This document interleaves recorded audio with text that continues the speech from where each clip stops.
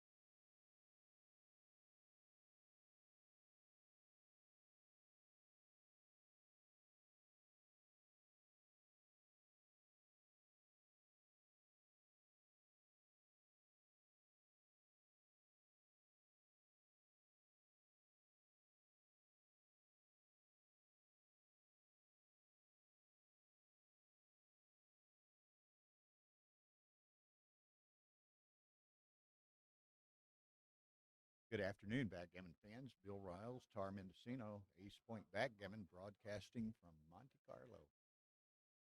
Today is the second day of the Monte Carlo Open, which is the warm-up event preceding the World Championship.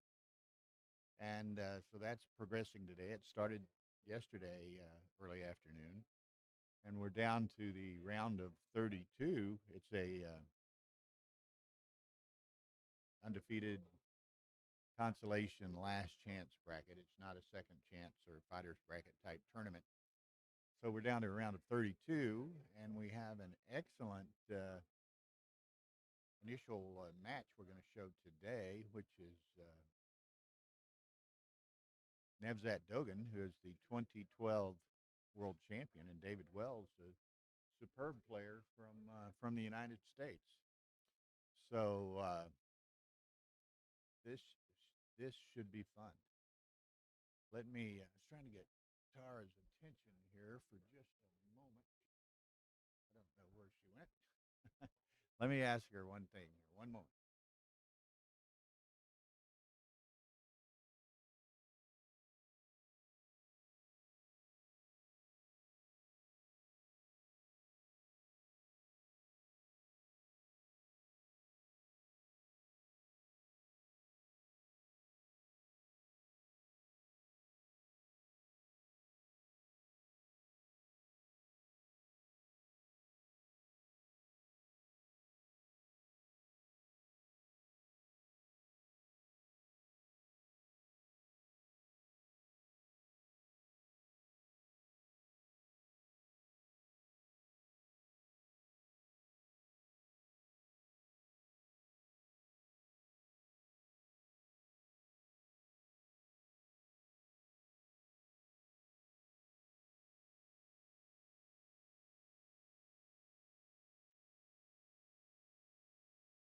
Okay. So, I'm talking. Okay, so we've got that straightened out.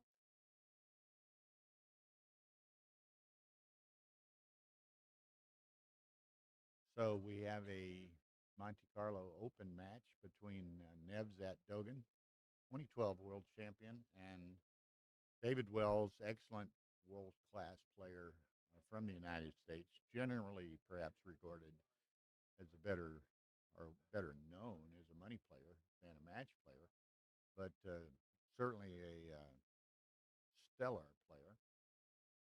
And so these are, I think, Monte Carlo Open Championship division that we're now in. They started with rebuys, I think about 160 players, and down to a round of 32. And it's interesting, this match, Nevzat Dogan and David Wells, the winner of this will play the winner of the Ari Nogueira Geert Vanderstreek match, which is starting at this time also. This will be an 11-point match. Standard Monte Carlo rules, which means dice on a checker are not valid. There's responsible moves, no legal moves. And this should be fun. This is in this private streaming room, so they'll be playing adjacent to the Zdenek Ziska Ryan Rebello UBC Contender Tournament Championship, which is currently going on and being streamed on Stream 1. And this on Stream 2 of the Backgammon Galaxy YouTube channel. So this, just waiting, and Nevzat is in the room and at the tables, so we're waiting for David's appearance. So, and then we'll be off and running. You can see they, if you were watching any yesterday, they've now removed the air wall in the middle of the room and opened up the entire expanse of the Fairmont ballroom here. And as you can see behind me, it's quite an expansive room. And as the Monte Carlo Open matches, both the undefeated bracket, consolation bracket, and last chance bracket start at 1 p.m. today. So it's going to get quite busy and active behind us and in the room in general. So just awaiting David. Seeing if I can see him behind me. In a few hours, they will open registrations for the World Championship, which is starting on Tuesday. Don't see him just yet. The private room is behind obviously a set of closed doors, so some people are not familiar with its location. Pretty good. What are you doing? Sorry? Are you out? Oh, you're playing now? Yeah. About to play now? I'm just waiting. I'm trying to see David Wells. What are you David Wells and Nevzat. As long as you're winning, huh? Okay, so maybe David Wells just walked up to the brackets. There he comes. So I'll usher him into the room in a moment, and we will get going. Okay, one moment.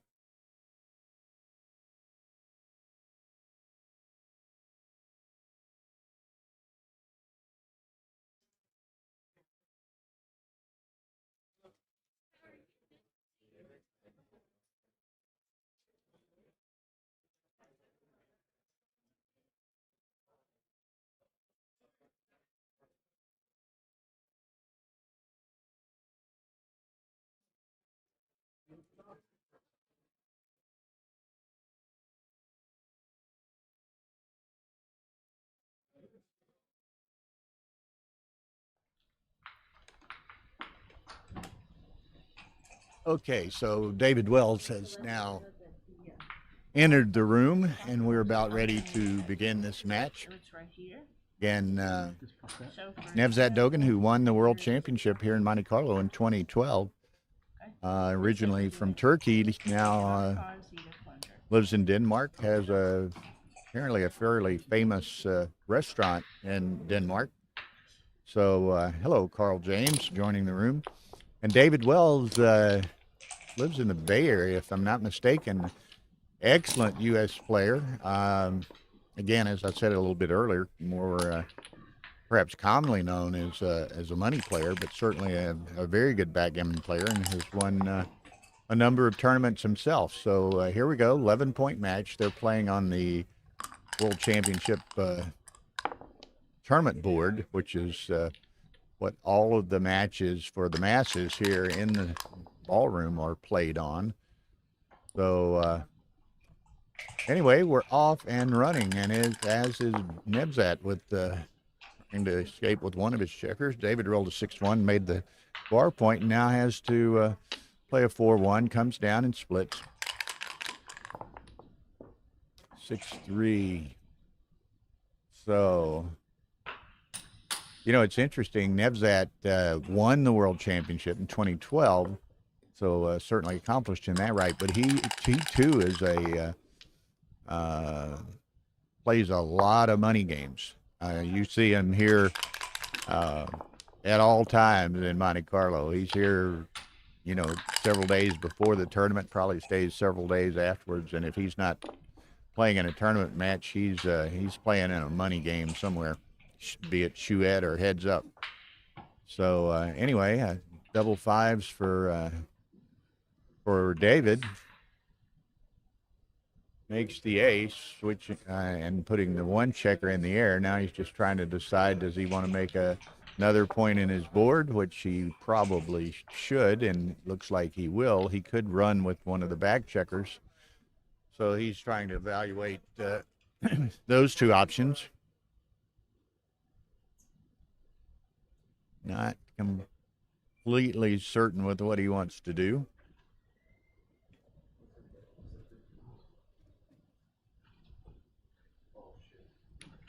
Okay, does like he's leaning that way and hits the clock, so he makes the decision to make that second point in his. No, that's not in. No dice on check. There was a little bit of confusion here in the last few days because the UBC tournament, UBC Contender tournament, did play dice on checkers, but that's the only event here that plays dice on checkers. Everything else will no dice on checkers, no legal moves. 5-2, stepping up and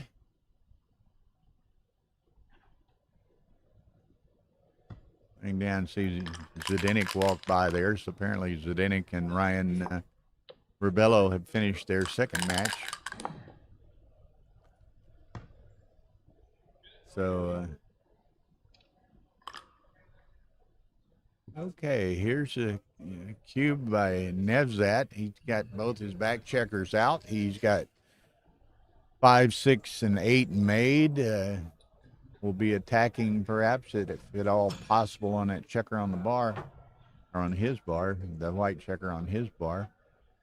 So David contemplating what he should do here. And it's kind of interesting. I've been watching these UBC Contender matches all week so far, and they're 7-point matches. So it's a little bit different strategy in a sense to with a bit longer 11-point match.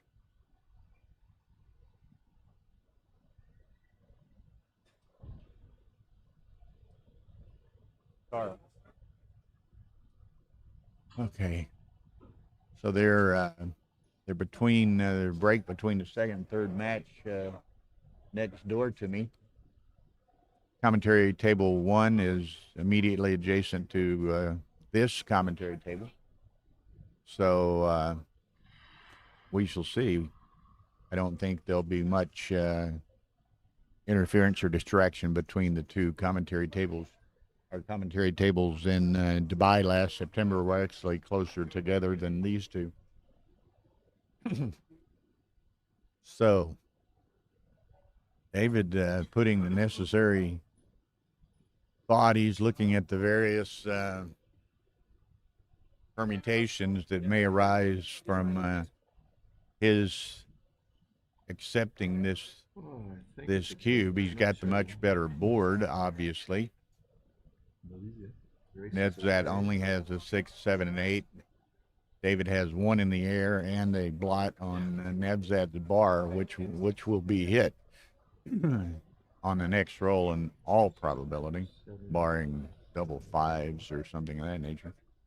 Double 4s, but you know, those missing numbers also might be otherwise quite constructive to Nevzat's position. So David's kind of running through the numbers, if you will, of the various potential roles and ramifications of those roles to his decision here.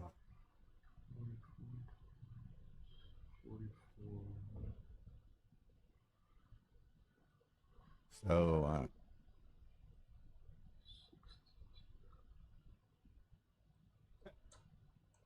as is the case with most of the elite players,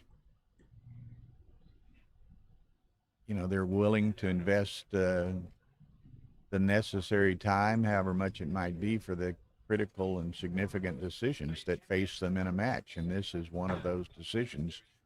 He doesn't want to necessarily give up 2, but he doesn't unnecessarily accept the potential of losing 4 either. So I suspect I'm taking this, actually, myself.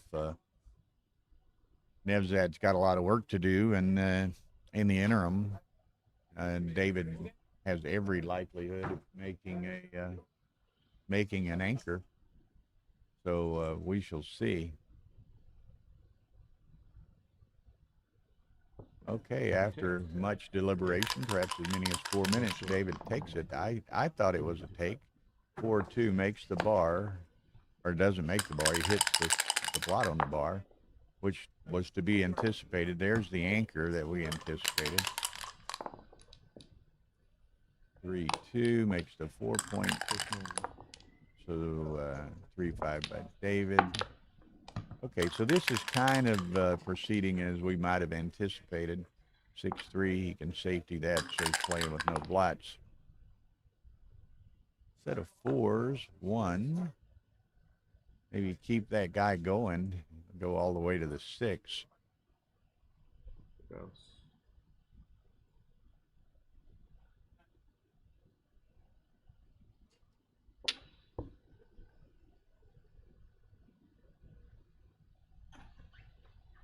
He could make the 5 with the 2 checkers from the mid, but then he loses any control of the outfield and kind of gives Nevzat a little bit of free play and trying to clear the midpoint and perhaps make his anchor or make another point. I think this is probably the right play. But David, as we saw, he was thorough in looking at his various options. 3-2 by Nevzat makes a nice point. 5-1 is going to make that slot to 5. So now Nevzat in a bit of a commanding position, way ahead in the race, but he does have to get those 2 checkers clear, and get those 2 checkers clear he does by making the bar. So now, but he's ever so slightly awkward with those high stack heavy 8, and but he gets 4-3. He can bring 2 off of it. 6-1. So now David's killed his 6s anyway. Looking for silver linings. There's 1. There's a 6-4, which is perhaps Nevzat's worst number at that position. Ace-6 would be fatal. Any ace is chromatic. So David needs a 6. Doesn't. That's a combo 6 and the worst one, because he has to give up 2 points there. He's going to make the deuce while just the ebbs and tides of ebbs and flows of backgammon. So David hit with the ace, but then crunched with the double 3. Nevzat was able to come in and attack, and now David is very possibly facing a gammon.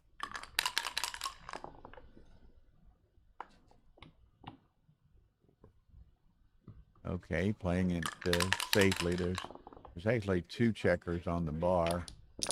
They're stacked, so it can be a bit there you can see them both, so it's a bit deceptive at times. But there really no gammons here, so Nevzat's going to play quite safely in bearing off. Now David has them both in, so this will be a simple 2-point game. Nevzat will lead 2-0 to 11. As I said, the winner of this match actually plays the winner of another ongoing match which just started, which is between Ari Nogueira of Brazil and Geert Vanderstreek of Belgium, two very accomplished players also. I said it was going to be two-pointer, and he gets G'd. Nevzat rolled a couple of sets there. Hey, Peter Jarvis, good to see you.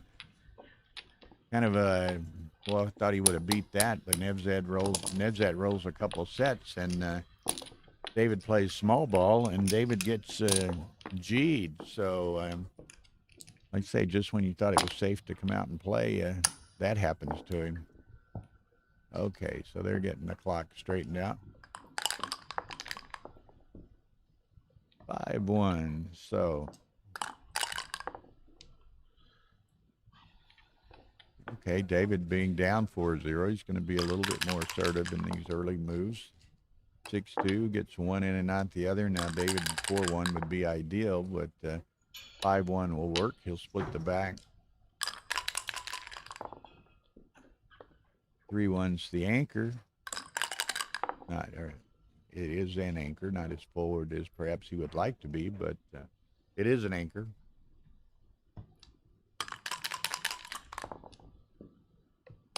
Back there, that position, Peter had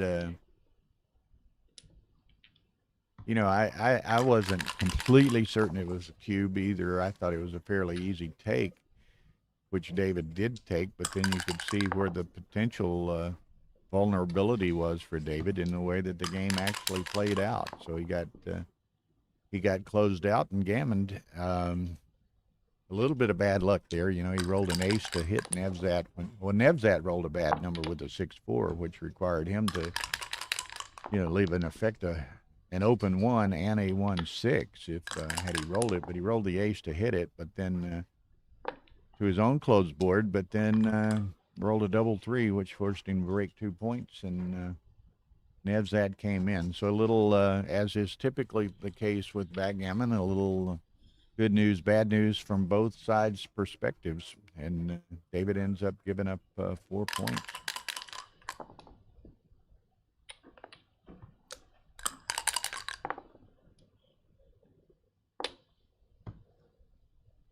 Okay, so again, you know, David has the forward anchor. Nevzat has extricated his back checkers, has a racing lead here. Let's see.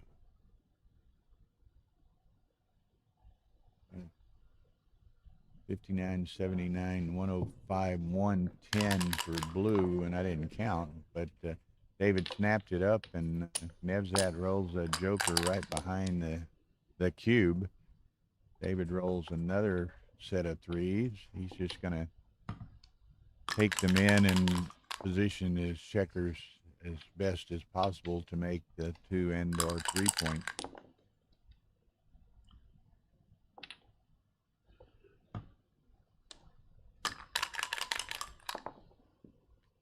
Again, as you note here, you know, Nevzat being a very experienced player, primarily a money player, he plays with pace. He plays relatively quickly, which has its good points and bad points. David has to be perhaps careful not to fall into Nevzat's preferred game. There's a double 5 to break it out. So now we're in a very close race. 3 crossovers apiece. Nevzat's a bit ahead, but not hugely so. Of course, David has the leverage of owning the cube. So were he to be fortunate in the exchange of a couple of rolls here, you know, the leverage of the cube is worth a considerable amount. 3-1, but he's rolling small so far. 6-5, so Nevzat will take one off the 6. I'm sure. Well, he's going to unstack the heavy 5, taking one off of it. David's still rolling small, but he does get one checker off. Deuces. 1, 2, 3. 6, 4. Okay. David needs to gear up. That helps, but it only picked up a pip against the double deuces. There's a 2-1. Now this is now David's got the chance to pick up quite a few. Gained 5 pips there, but he's still behind. 4-2.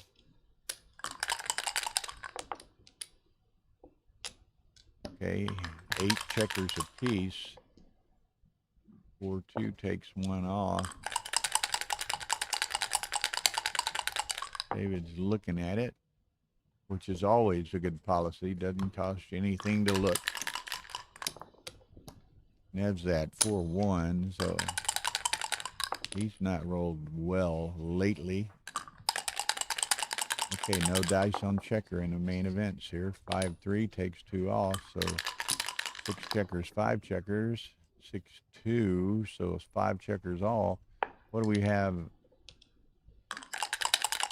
16, 17 pips, 18, 21 pips. So, boy, that was a dirty roll. Didn't take any checkers off.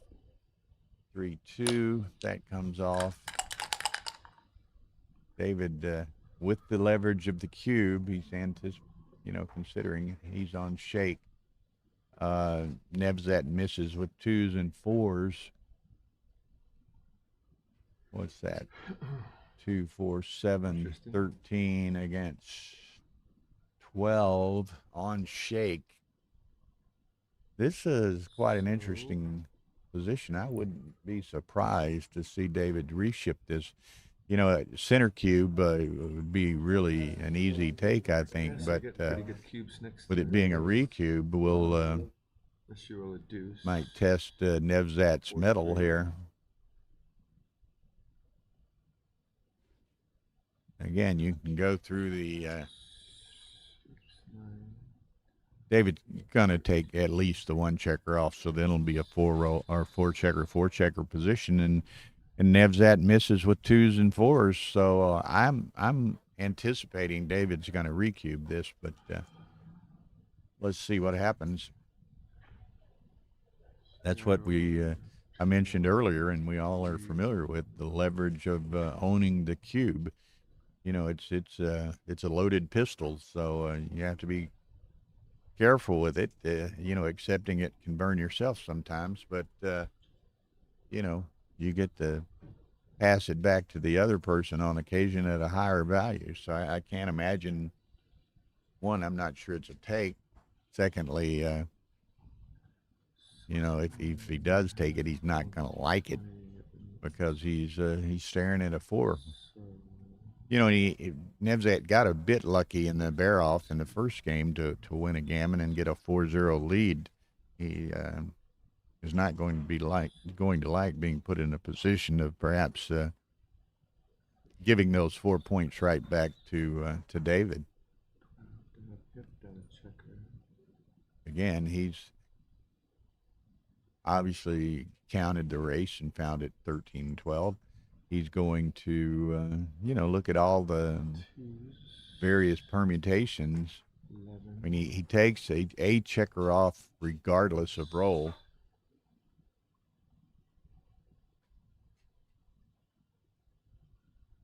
Is it a double, though, Dice Man? Dice Man thinks it's a huge take. I'm not sure. May be a take, but I don't think it's a huge take. Is it a redouble, Dice Man? Plus 386. Is it a redouble? You're apparently analyzing or else you're giving 3-digit opinions, but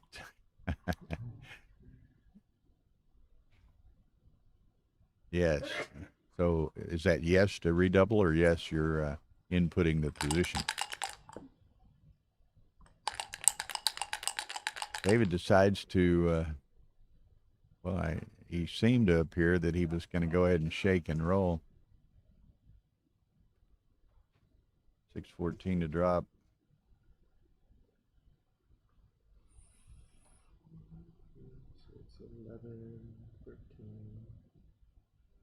You know, it's interesting. David spent on that earlier cube in the first game about 4 minutes, and he spent 3 or 4 minutes here. Not his best number, but as we pointed out, every number, I think, took a checker off. 3-1. Now, there's the 4 cube. Nevzat takes it.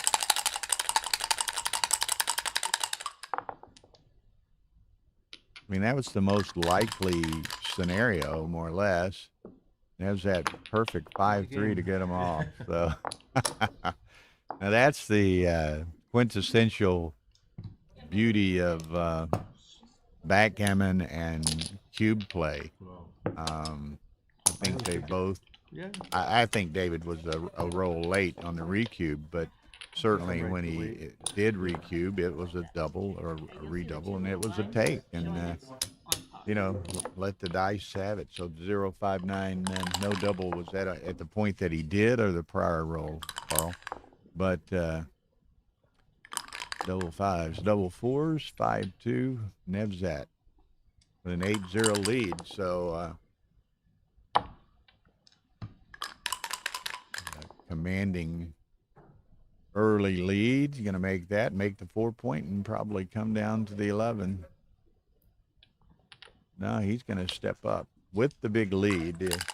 Perhaps this is a reasonable play. I think it,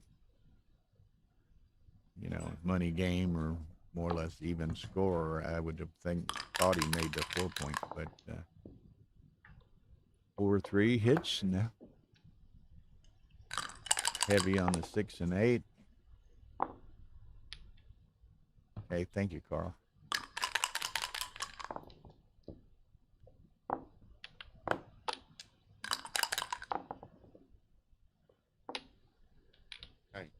Hello.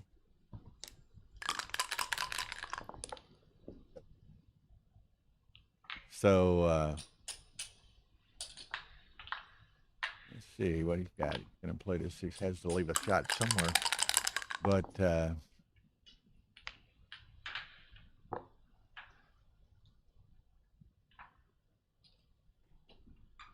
okay, thank you, Carl.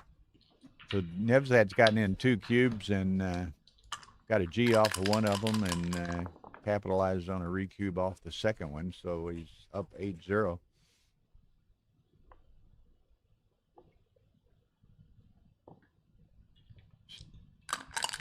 Okay, has to leave the shot, but he does have the anchor now.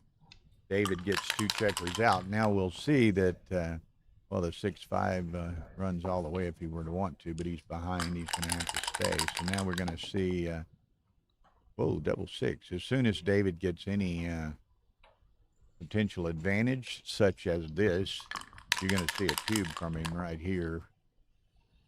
So I think it's going to be 8-1 after this next turn by David.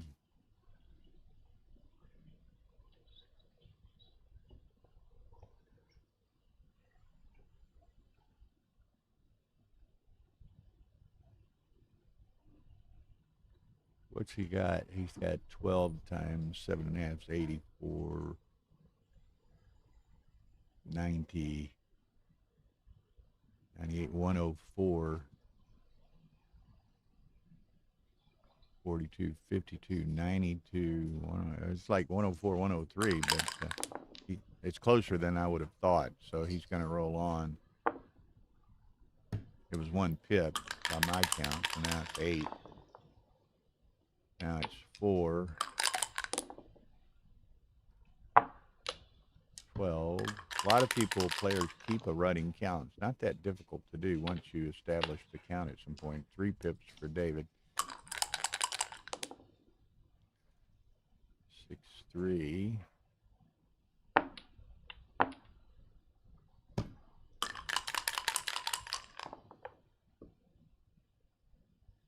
Okay. Do you break and run? I think so with David with the blot on the deuce. 1, He's going to make the deuce and come in, so he gets 2 crossovers and cleans up the blot. 2-1. Nevzat just takes a crossover now. He ships it. He doesn't want to consider it on 32. He'll consider it on 2. But Nevzat's counting it. 42, 48, 68, 78 for Nevzat. 34, 52, 60, 70. It's still very close, but Nevzat is in the air and may lose a few pips here. 4-2, pick and pass. 5-3. So it's still, David has the obvious lead, but there are some bad rolls in the cup. He doesn't roll one of them. So now we'll see. Nevzat's probably going to say with any reasonable roll he is leaving here. He may as well wait and see if he rolls a 6-5. He doesn't, so he'll take one off, recognizing that Nevzat's probably leaving this roll and wants to get at least a checker off. There he goes. So now it's just a dice contest. There's 2. Nevzat down to 7. So unlikely, but not impossible for Nevzat to get back into this. 5-2 comes off. There's David. Nevzat wants to see several aces from David.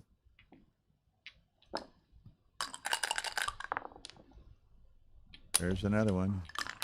Keep those coming, Nevzat says. Trying.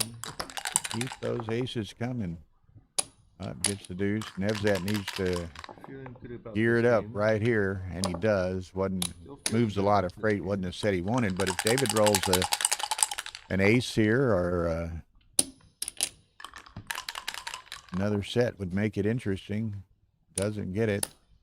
An ace would make it interesting. 6-2. Nevzat 5-3. Does he get a shake at it? He does not. So 8-2 Nevzat. So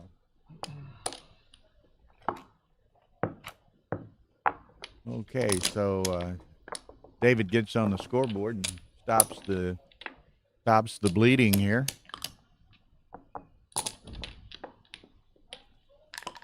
So okay, 6-5. So again, trailing. David trailing substantially. Still's going to be rather, judiciously assertive here, given the opportunity. He'll press the envelope. Not really much to do with that 4-3, so he just goes to the 6. 5-2 comes around, so he can clean up all of his blots. 5-3 will make the 3-point. So again, David, nice 6-1 by Nevzat to make the 5. David needs to get that trailing checker out. Doesn't have any success. 6-4, nice one, makes the bar for Nevzat. David really needs to move it now. Doesn't have a roll that allows him to do so. 2-3 for Nevzat. Okay, David's still looking for that escape, but Nevzat's got a 4 prime and some outfield control here. 2-5 would have been nice, but can't play from the backside.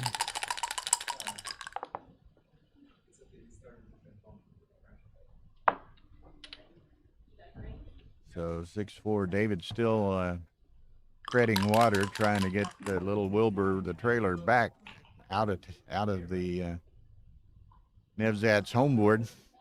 So 6-3, jailbreak. he's counting it, seeing where he is in the race. If he's ahead, he's running.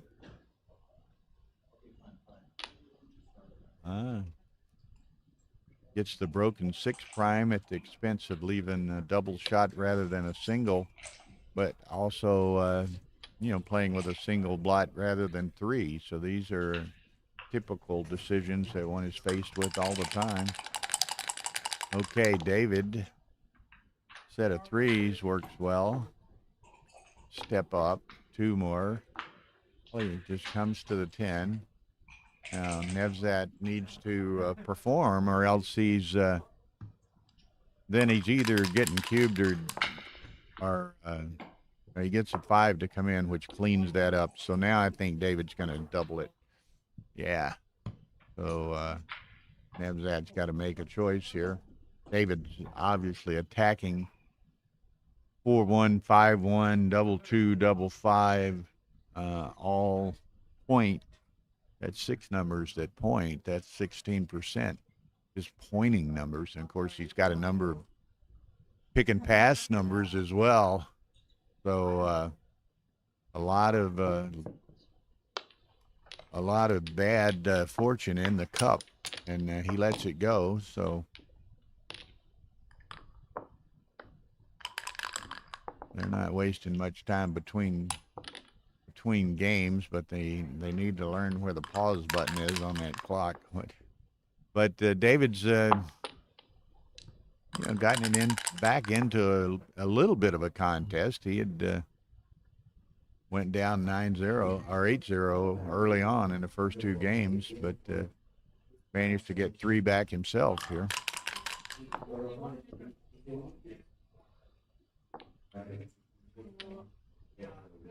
Okay, so down and split.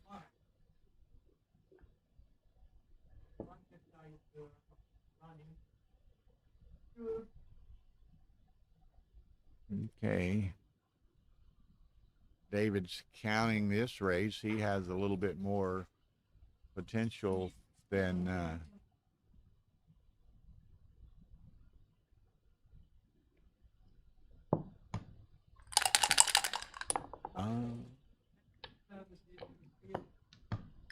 okay, so he did send it. Nevzat scooped it up. 1-5. So you can see now the forward position that David has. Nice position. Nevzat only has a 2-point board, and one of those is deep. So obviously this was the basis for David sending that cube. Now here's a 6-4. He's going to hit and maybe come out. But he can't be too frisky. I mean, that's 4 blots, and Nevzat only has a 2-point board. In and hit. Don't dance, Nevzat. That hits, so that helps the program. 5-1 again. Now he's not going to hit. Doesn't want to leave those blots, but then he's got to find an ace to play. Either 6-5 or 5-4, I would think. That's a lot of returns. High risk, high reward. If it works, it's wonderful. If it doesn't, it could be traumatic.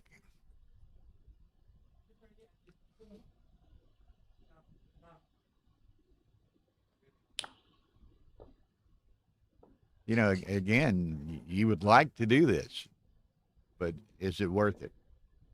And again, as David had the beauty of the leverage of a cube in a couple of games early on, this time Nevzat has the leverage of the cube. Now he doesn't have much leverage because he's only 3 away, so he's not going to be anxious to put that cube in play. 2-3, so it actually works out for David, and so now he's got a number of blots and builders that he can do something with. 3-2 makes the 4-point, which I think is probably what he will do. Leaves the 1 blot, but again, Nevzat has a pretty rail thin board there. That's the no blot variation, or no direct blot variation.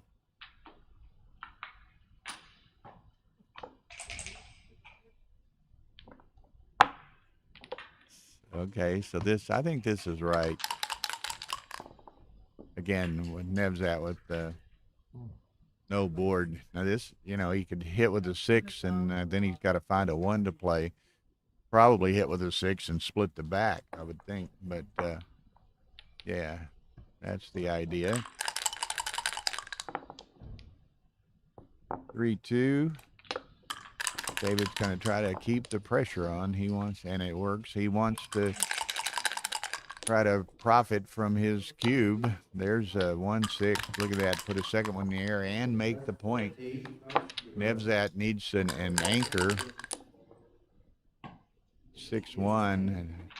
David could put the second one back in the air. Of course, he wouldn't have any immediate cover for it. Certainly no direct cover, and only 6-5 will reach. Okay, he declines that.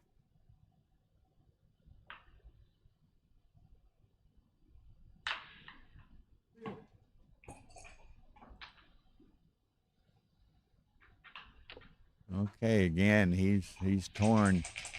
You know, and we can see, and it's not surprising, but twofold. One, David trailed big early, so he's got some, has been faced with some difficult decisions, but he's down to 10 minutes on the clock, and Nevzat, you know, plays fairly rapid game and has had the benefit of some good fortune.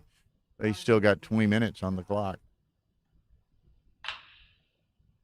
David can play with little time, but you know, if he were to rally to win this match, he's going to have to play probably 4, 5, 6 games. So you can require quite a bit of time to rally from this kind of deficit.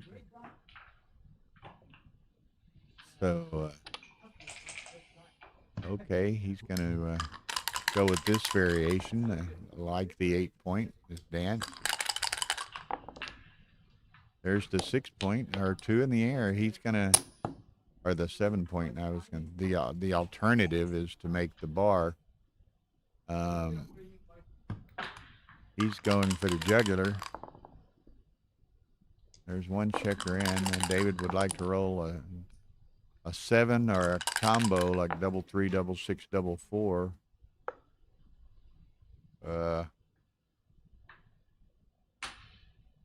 Not exactly what he had in mind. He's going to attack, putting in all 3 in the air again. That's a stack of 3 on the bar. Nevzat, he would have liked to have that 1 that went in the checker rack. Dances. David needs a 7, 8, or a 1. There's a 1. Okay. 2 to come in, so David's gonna, he doesn't want him to anchor, so he'll hit on that and come around to try to fill it if he can. 4-1. Like I say, he does not want Nevzat to anchor. Nevzat does not want to be closed out. So here we go. Okay, David doesn't have the, can't bring another checker around to his outfield just yet.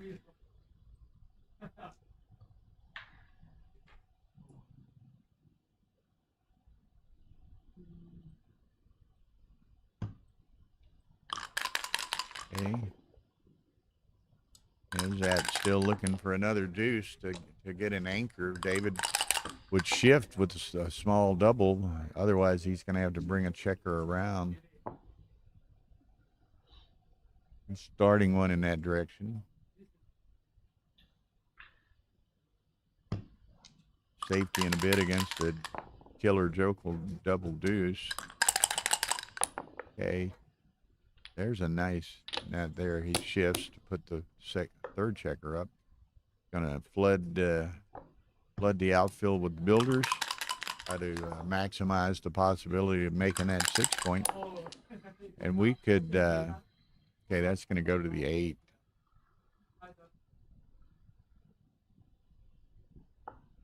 There you go. And we could have a brand new ball game here at 8-7 very easily. 5-3. What's the? Okay. No, he doesn't necessarily want it. He's a little bit. Is that right? Play a 3. I guess a 3 and then a 5. Okay, so attack mode.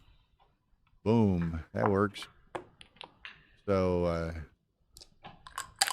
there, Nevzat closed out with 3 in the air. You know, high number of G's and even some rare BGs floating around from this position.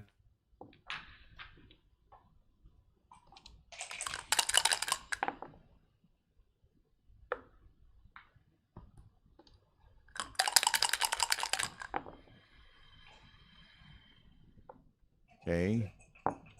David wants to position those checkers such that there's little or no opportunity to leave a shot. I mean, he's almost assured of a gammon here if he doesn't leave a shot.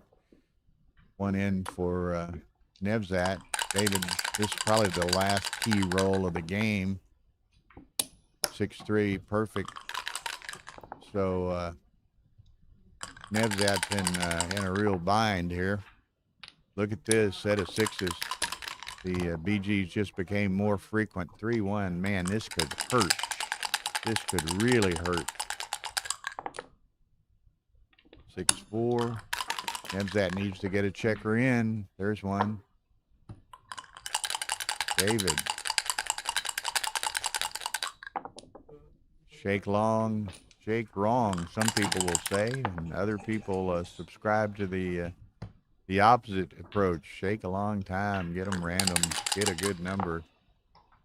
6-2, that one hurt him. He can't leave a shot. Nevzat's in, so he saves the VG, gives up the G. So now, geez, we're almost back to new match here. But Nevzat leads 8-7, 3-way, 4-way. So nice game there. Ultimately, Nevzat was glad to get away with only getting gammon. Okay. It's been a exciting and entertaining match. A lot of action. David was down 8-0 and has gotten it back to 8-7. So here we sit.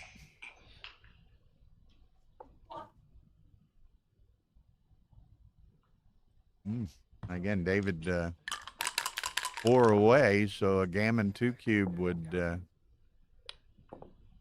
could win the match for him, so he'll be cognizant of that in some of his play.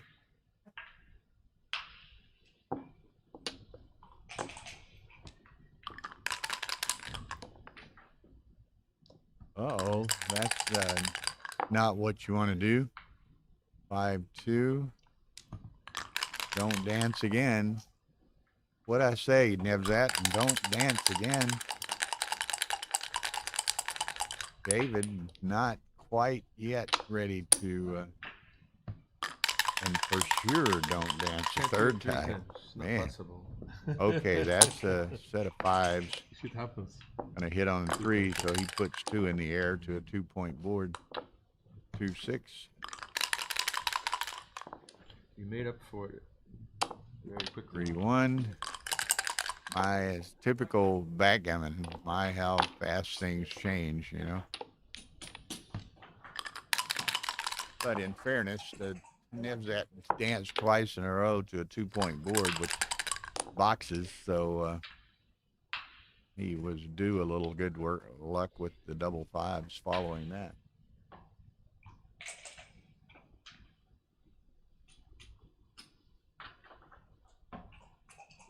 Get tickled over here 15, 20 feet to my right. Daniel Rivera and Michi are doing a commentary on match 3 of the UBC Contender final between Ryan Ravello and Zdenek Ziska, and Michi is quite an animated animated commentator. He's a joyful person and really, you know, shows that in some of his calls with, jokers and nice plays and what have you. You'll hear this occasional outburst of sorts from Michi, but great for the game. One of the great ambassadors of the game.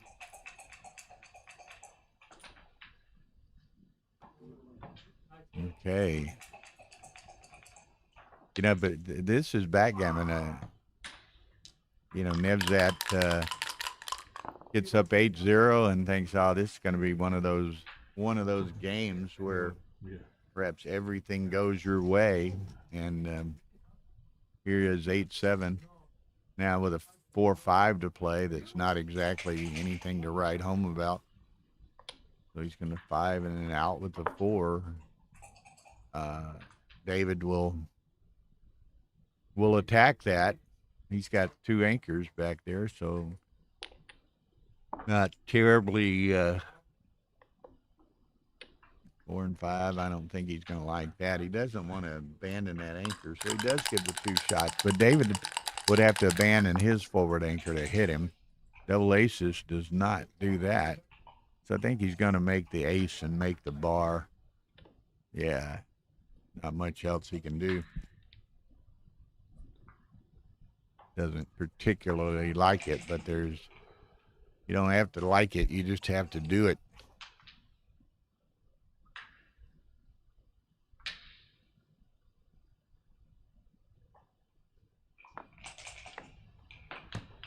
Well, he's lights over us for both commentary tables. I feel like a specimen in a museum here. But, I might have to kill a bulb or 2 out of that array.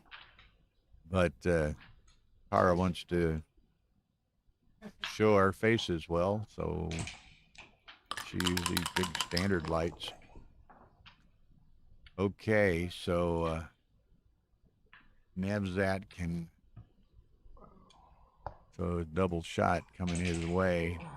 Interesting. David surveying the situation again. He's 4 away, so a gammon 2 cube could win the match for him. Is Nevzat willing to risk that with David with the 2 checkers back on the 24?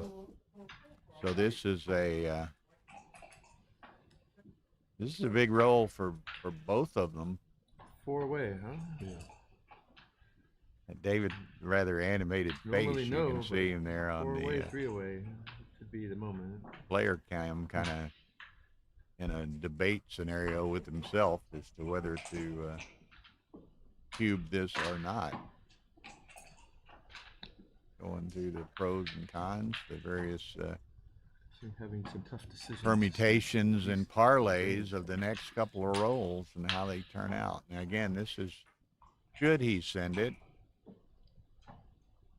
it wouldn't surprise me, but then perhaps even the more difficult decision is for Nevzat. Does he take it or let it go for a single point?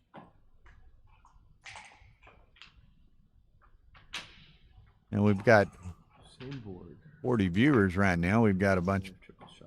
We're playing second fiddle to the big UBC Contender Championship on Stream 1, which is drawing like 450 people. But I appreciate those viewing here or opening 2 tabs and viewing both matches. But I'd like to thank Backgammon Galaxy for sponsorship of this tournament and the use of their YouTube channel. So certainly be sure and hit that like button and subscribe button to help their search algorithms and help Backgammon in general. So David, this is the third I think I'm supposed to double this. Big cube decision of the match that he's invested 4 or 5 minutes on. Tim Sullivan thinks it's an absolute take. I wouldn't necessarily disagree with you, but it's one of those probably have to take it, but you don't have to like it. So we'll see what happens. David's what, 3 or 4 minutes into to his considerations here. Sends it again. Didn't surprise me, and of course Nevzat's had the luxury of thinking on David's time, so he doesn't have to burn any of his time. He'd already made his decision. Picks it up, and now David's going to, we're talking attack mode. He's going to hit anything that moves. 6-4, 6. So does he bring in, he could play with a single blot by covering the 13, but I suspect he's going to bring another builder down to try to bet on Nevzat dancing once and David having 3 builders working on the 5-point. I think he's going to play 13-9, but we shall see. I don't like that one necessarily. Do you? Picking that up in effect. Yeah, Peter, this has been a fun match. Two very good players, and it's there's the dance. So not good for Nevzat, but fortunately, a 2-1. Oh. So it does work out perfectly for David. I was going to say, you know, Nevzat was fortunate that David didn't bring more builders down to bear on that 6-point, but he rolled a 2-1, which was the perfect number regardless. There it closes him out. David's got to get these checkers out. Needs 3s and 6s. There's a wasted 3 on the die. Needs 3s and 6s. There's a 6, so we've got one of them going. Needs another 3 or 6. Odds are in his favor, but stranger things happen. 3, so the Nevzat's in serious trouble here. 5-4. Yeah, Dice Man, Carl, this was a great match and a great, from my perspective, demonstration of cube play by both players. This is the kind of match somebody can sit back and study and analyze, and I think learn quite a few things from. But I anticipated that in my selection of showing Nevzat playing David. I knew we were going to get some quality backgammon. So let's see what happens. David, he needs and wants the G, so he'll play for the G and his bear off. Not to the extent that he maybe forfeits the game, but he's certainly going to play bear off aggressively. There's an enter by Nevzat, 6-5 by David. Going to be close. Not going to be close any longer. Okay, so that we continue on. So nice game. Nice game. 9-8 David, and again, this is interesting in that Nevzat jumped out 8-0, and now it's 9-8 David. So kind of match we anticipated.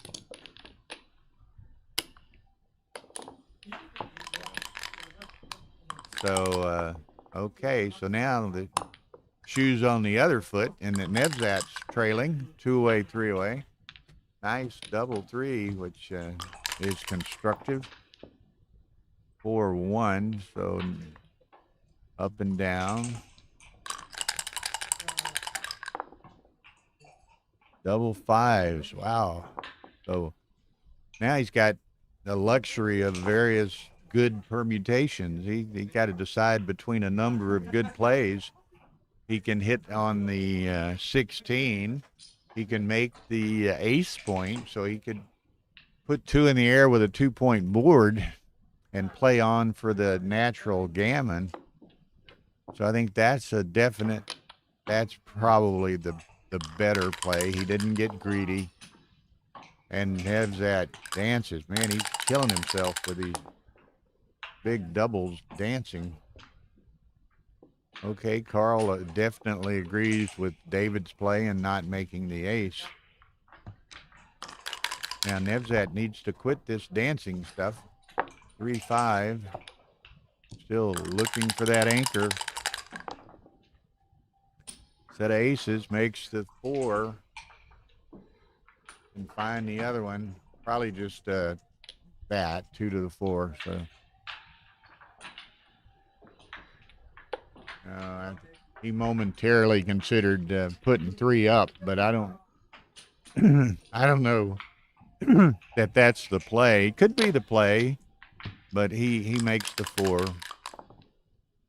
Nevzat needs the anchor. There it is.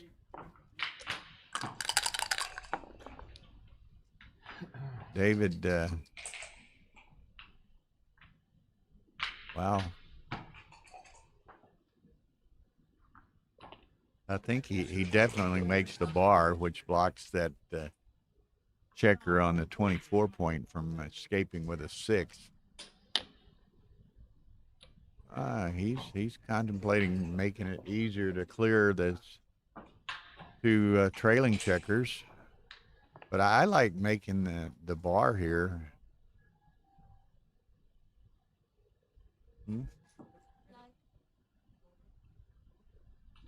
Yeah, something. Yeah, that's cool.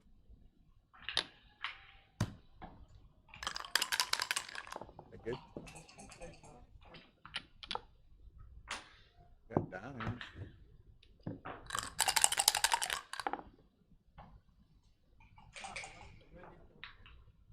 Okay, so he's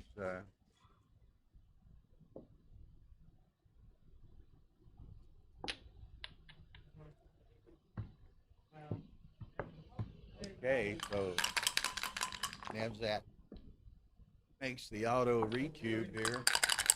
So this is for the game, for the match. Nevzat does have the 3-point anchor. He doesn't have a lot of timing otherwise, though. I think I might leave one of those there. Gammons don't matter. 6-5. That's not what he had in mind. He plays that, needs an ace. Got the ace. Now he needs David to dance. Dances he does. 4-5, that doesn't cover anything. And doesn't really, okay, he plays it this way. 2-4. Neither wants to die. They're struggling. Oh, okay. Struggling for, put that in your purse. That's a lot. Oh, man. 6-5 for Nevzat now. Dave, oh, man. Gets that trailer out. Nevzat badly needs an anchor. David sent it to Nevzat and tried to, probably.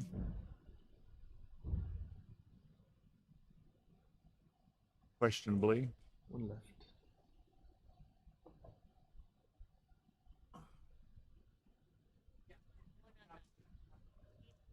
Yeah, that's white. He had 2 on the ace when it was. Okay, Nevzat needing an anchor badly. No. The attack will continue. Okay, now he's going to come down to the 8. He doesn't want to. He doesn't want Nevzat to make the anchor, but he doesn't want one to get sent back either. Nevzat just cannot perform. Okay, David, you've got any number of hitting shots. Uh-oh. No. That's terrible. That's 2 blots. 2 blots. 3 blots. Oh, how bad can it be to get? Oh man. 3 blots off a double 6. Man, dude, look at this. Cleans it up. Wow. These guys, as Dana said in Stockholm, calling a match like this, these guys are in the major leagues. I mean, they know how to roll. 6. Now David needs a 5 to get out. 50-50? Yeah, they're both laughing there. What do you do? It says 50-50. It's one of those crazy games. Who's winning? Man, this It's close. It's close. and okay, now Nevzat needs a 5 or a 6. Can't get it. David needs the 5. Oh, there it is. Now Nevzat needs the 5 or 6 in the worst way. Big boy rolling is right, Dice Man. These boys they're in the major leagues, and he hit. Oh, they had 2 up. Okay, so 4-1.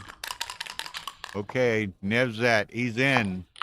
He just assumed they would have been split, so he splits them himself. David, can't clear it. Might want to leave it. He can play the 3-1 inside and just leave the single shot. Playing down leaves a double shot. I don't know about that. He's going to count them. I don't know. I'd have had to count them, but I would have been tempted to leave the single. Look at this. Sportsmanship. Oh, now he's got to block it. Block the 1s and the 3s. Oh, there it is. Great match. Wow. 6-4. Very interesting. Yeah. That was a great match. That was, seems right. I probably You have to take. Nevzat probably didn't enjoy it that much, but it was an entertaining match for everybody watching. Okay, folks. Yeah.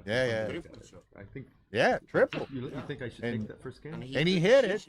Hit one of them.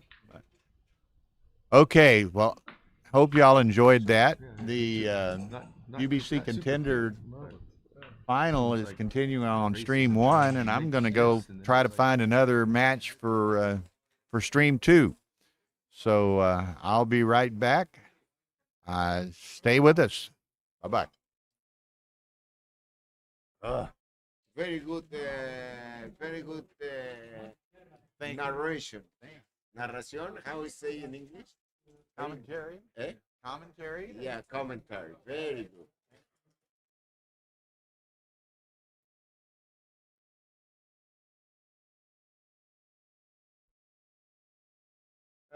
Not that.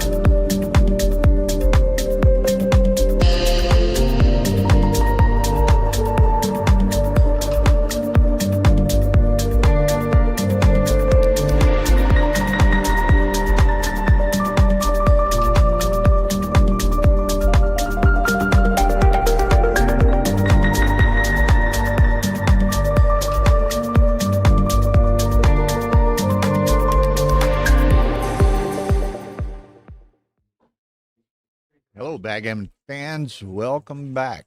Bill Riles, Tara Mendocino, and Monte Carlo. It's Sunday, day 2 of the Monte Carlo Open, which is the warm-up event for the World Championship. The World Championship actually begins on Tuesday. But the Monte Carlo Open is in full swing. It had in the championship division something like 140 players. It's a progressive three-flight match or tournament. No second, no fighters bracket, second chance, or double elim or anything like that. So you, if and when you lose in the undefeated bracket, you go to the consolation, then to the last chance. Right now, we're down to the round of 16 in the undefeated bracket, and this afternoon we have a great match: Kenji Shimodara of Japan versus Steve Sachs of the United States. Kenji is great ambassador of the game, just well-loved, well-known Japanese player. Been at it a long time, travels a lot to many tournaments. Everyone in the community knows him. And Steve Sachs is a multi-time giant of backgammon from the United States. Very accomplished player. A lot of wins and awards in his resume and history. So this should be an entertaining match. Now, they'll be playing here on the stream, too. They'll be playing on a table adjacent to the Table 1, which is where the UBC Contender Championship series of matches are being played right now between Zdenek Ziska and Ryan Rebello. So that is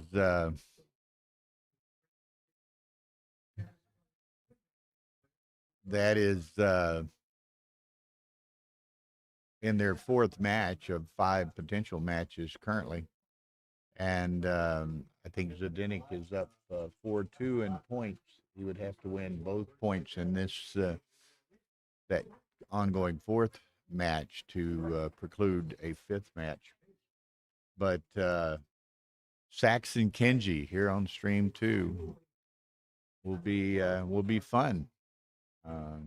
Very accomplished players. Should be an entertaining an exciting match in round of 16. So they're getting closer to the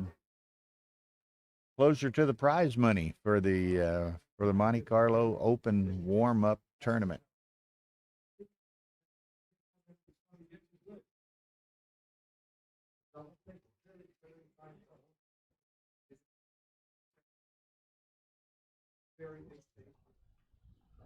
So, okay, there's Steve taking his place. He'll be on the top of the board there, playing white checkers.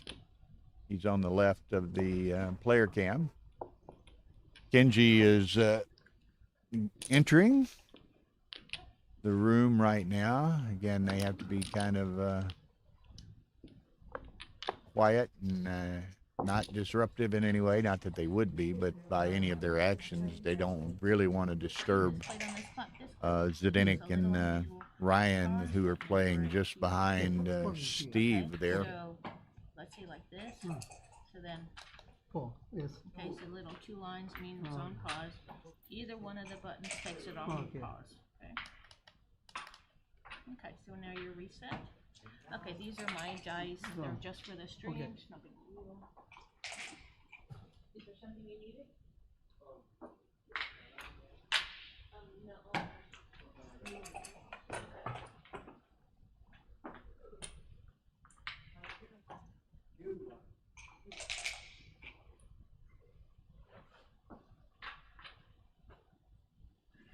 So anyway,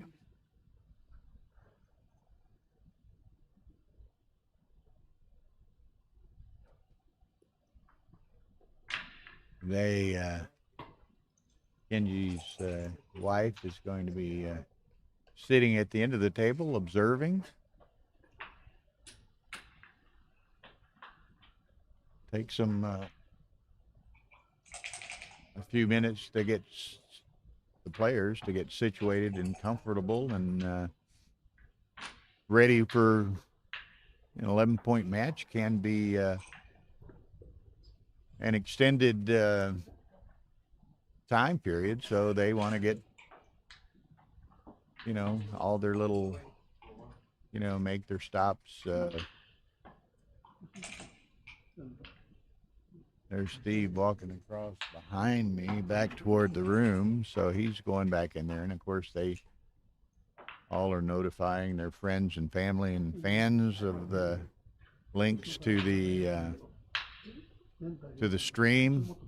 People, their family and friends like to watch their matches. I know Steve's mother always likes to watch him play, and he always is very careful to send her the links. So he's digging into his snack bag there. Oh, he dug out his cup. He has a favorite cup that he likes to play with, and that's obviously not a problem. People are, provided their regulation type cups, people are free to play with their own cups.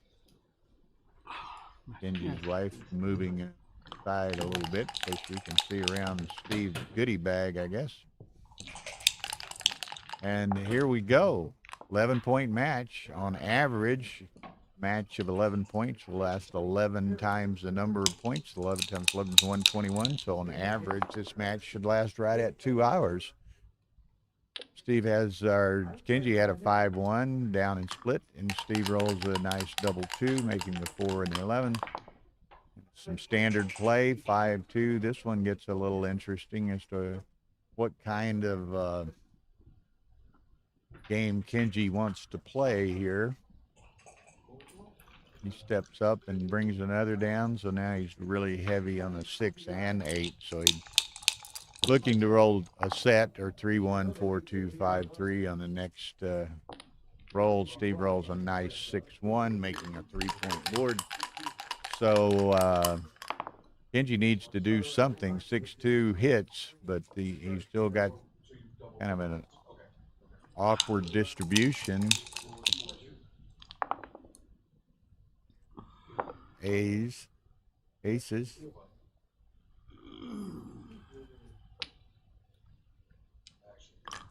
Okay, so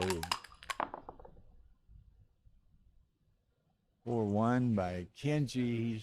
He's probably going to come across with a 4 and step up with the 1 to get on. Oh, no, he's looking at hitting both. I thought that's a little bit more aggressive play, and maybe that's justified with Steve having the better board. The set of threes is kind of problematic. Maybe he comes to the 10 and the 5. Could hit loose. Does.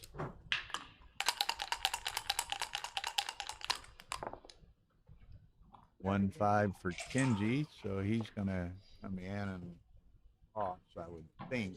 Although, boy, they're both fooling me with their play. Kenji makes the ace point. Thought he would have safetied the blot, but aces again. Steve always, it's kind of interesting. Some people find it distracting. He's left-handed and he shakes and rolls with his left, so he's rolling across the bar. There's a 3-5 for Kenji.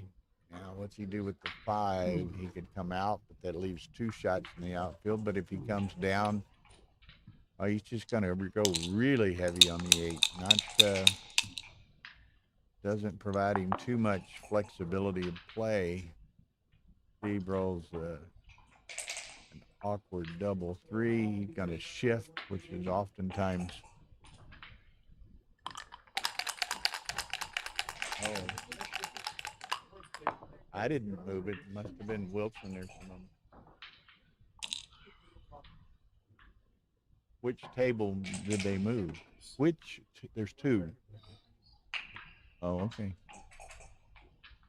So, okay. Now I gotta think he's gonna let this go personally, but I mean, he just has nothing going offensively. Very poor checker distribution, and that's dictated by the rolls somewhat. But he got 6 on the 8 point. He's got another blot vulnerable over there. Has 2 checkers out of play, making the ace point. So it's just kind of an awkward position. I don't think Kenji wants to, or a typical player would want to risk getting hit and giving up 4 here, and with little or nothing going for himself. So let's see what happens.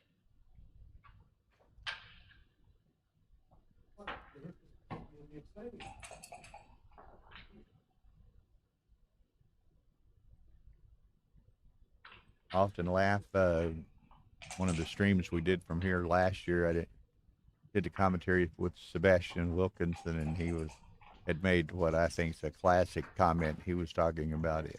He liked playing at times with little time remaining, because he kind of makes instinctive plays and so forth, and doesn't take the time to sell himself on something,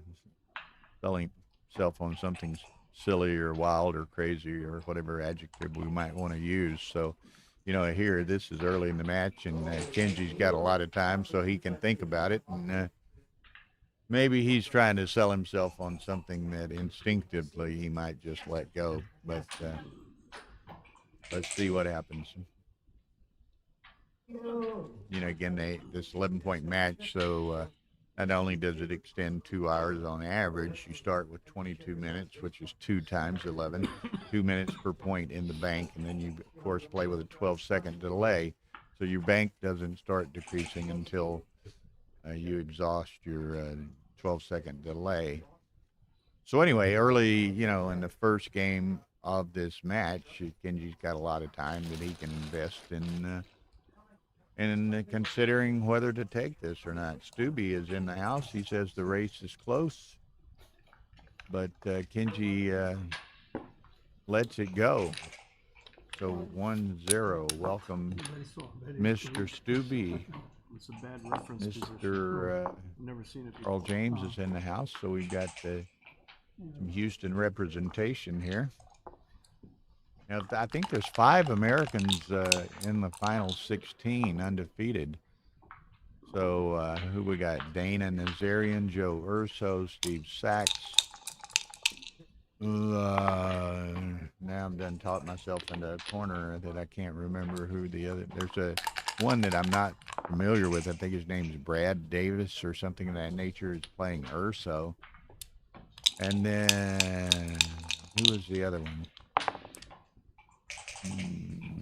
I don't recall. And my phone's about out of juice, so I'm not going to look it up. But certainly Sachs, Nazarian, Urso. Somebody. Okay, so Kenji rolls a nice 4-3, can make a forward anchor against Steve's developing prime. So being, that's a nice shake. I said developing prime, and now it is a developed prime. Kenji's 5-2. Now Steve's well ahead in the race. Got a 5 prime, and Kenji's 1 off the front of it. He's going to contemplate sending this. Does send this. Kenji says no, thank you. So we move on with a 2-0 Steve Sachs lead. As I said, Kenji, you see him a lot. I've seen him a lot over the last 2 decades on the international circuit. Beloved player, great Japanese ambassador to the game, great ambassador to the game regardless of nationality. So just everybody loves Kenji. Kenji Shimodara. Okay, Steve's gonna. We both have a couple of blots for construction purposes. Kenji gets the bar point. Steve's doubtlessly going to make the 5 here, unless he's grossly unlucky. There's a 3. Step up with the 4.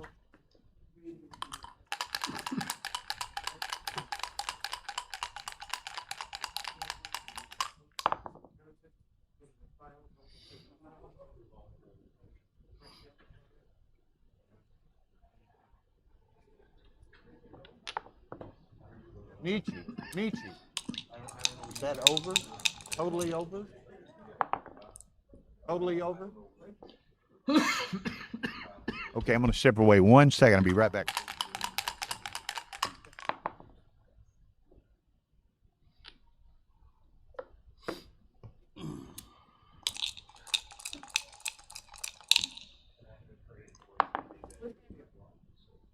Okay.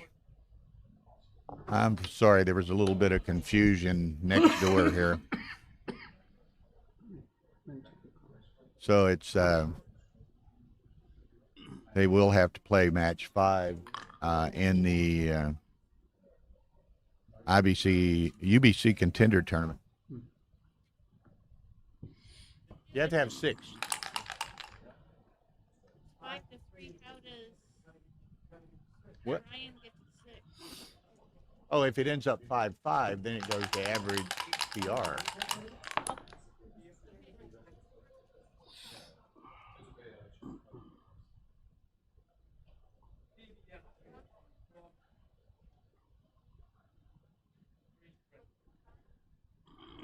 Okay, Tar's over there. Great fill out. And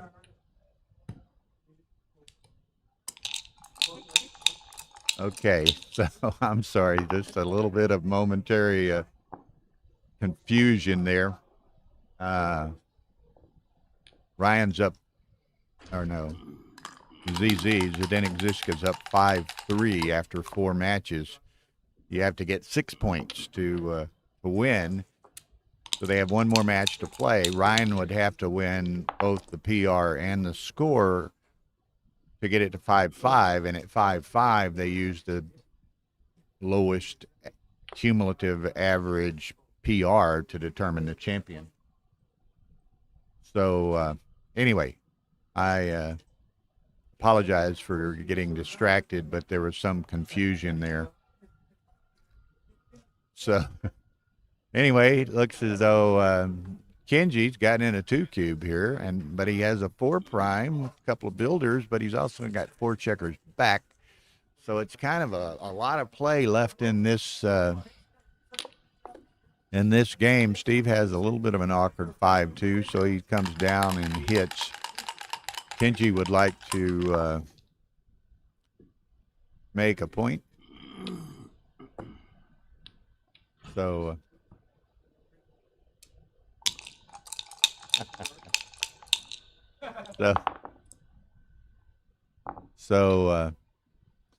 okay, still some disruption about us with the UBC final, fixing to go to a fifth match.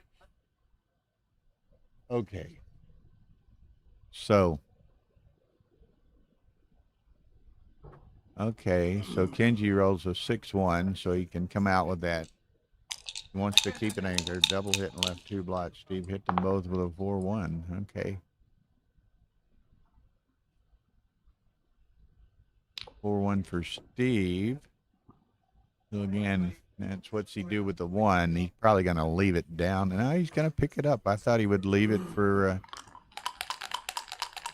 better distribution of builders. But apparently Steve doesn't want to risk the chance of having yet another checker sent back. Nice double deuce by Kenji. Now he's going to play a 3-4 game. Perhaps poorly timed 3-4 game in a sense, because Steve's got 3 checkers back and a lot of builders to try to make that bar point. Kenji, other than the 3-4, 2 checkers on each of the Steve's 3 and 4, Kenji is well advanced, and so he's kind of inflexible in play, I guess, is what I'm coming down to. And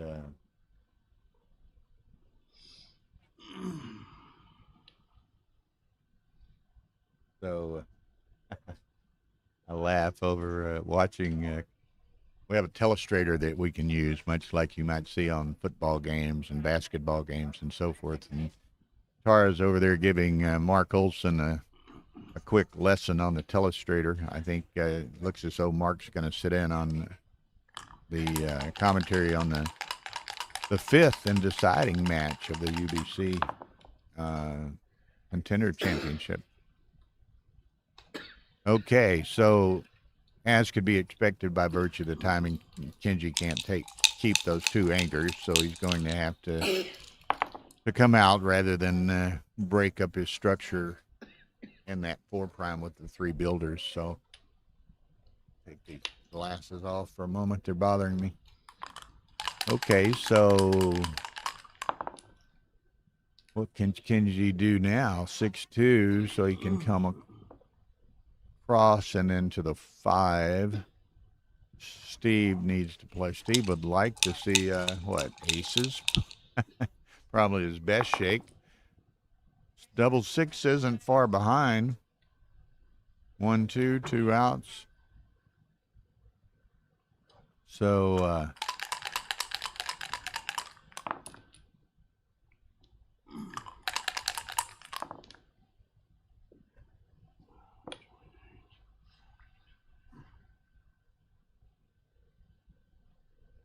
okay.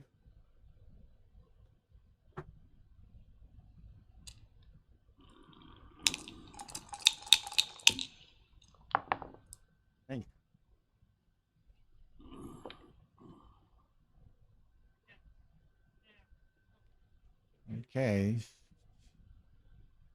Steve's playing a 5-2 here. He got those 2 checkers out from behind that 4'. He just as soon not have another one sent back, although Kenji's going to be playing inside for a while, and Steve's going to have to try to clear those 2 checkers against the midpoint.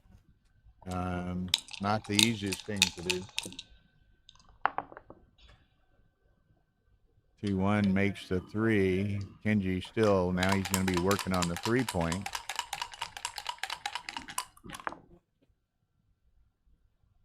So he'll slot the he's going to just make the 2. I thought he might slot the 3, although the shot could be forthcoming if Steve, there's what Steve needed. Look at this. Okay, so now we'll look at the count. Steve might be getting relatively close to a recube. 6-1 for Kenji. Slot that. Now, where are we at? Steve's going to count. Steve's got 56, 86, 96, 102. That's 42, 85, 96. He's 42, 84, 86.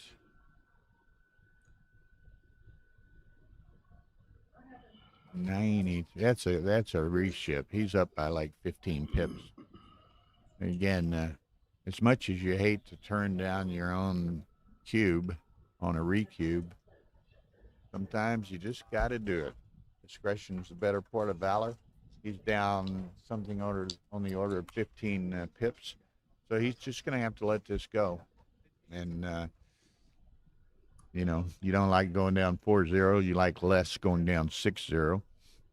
So I think you just got to let it go. So you're going to...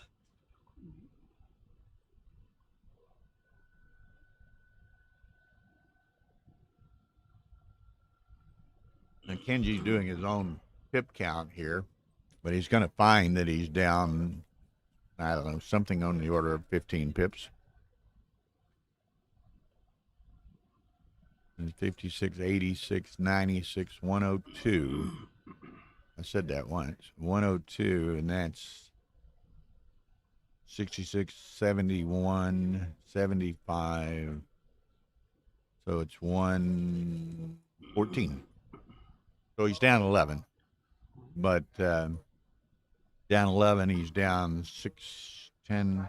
He's down 2 crossovers, 11 pips, and there's some danger in there. I think he's going to let this go. I might take it from the center, but I'm not going to take it as a recube.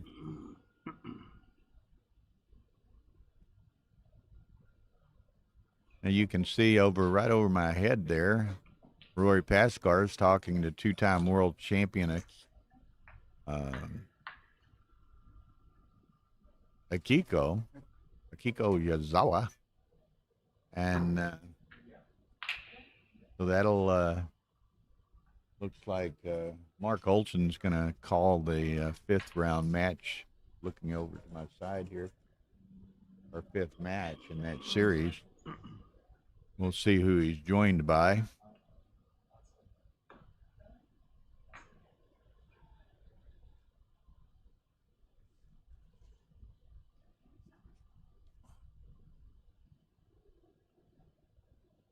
Okay, Kenji's investing a lot of time thinking about this one, but this, you know, good players are not intimidated by the clock. They can play with little time, and they certainly recognize the most crucial and significant decisions in a match and are willing to invest the time to evaluate it to their fullest. And as I suspected was the case, Kenji lets this go, but you know, he was willing to invest 2 or 3 minutes of his clock to ensure himself that he was making the right decision. So we've got 4-0 Steve Sachs lead.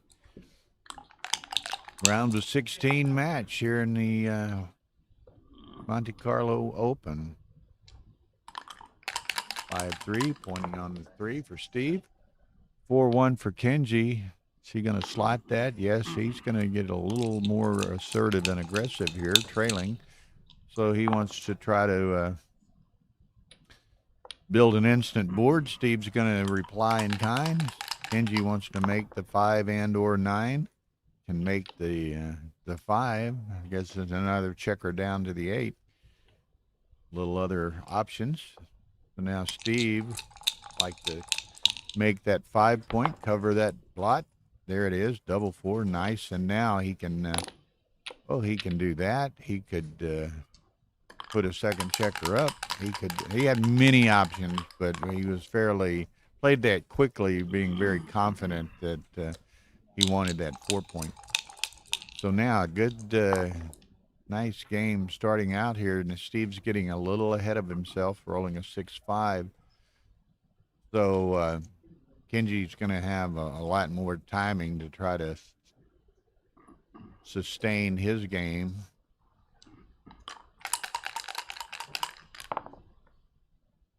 One six from Kenji. That's a double hitter. So now this might be coming back at Steve, or coming to Steve. It's, depending on his roll, 3-5. I wouldn't doubt that. Wouldn't be surprised to see Kenji send this. There it goes. Steve's probably got a. I was going to say that's a lot of play left in this. I wouldn't be surprised if Steve were to take it, but you know, he does have a 4-0 lead. They don't grow on trees. You'd hate to give it all back.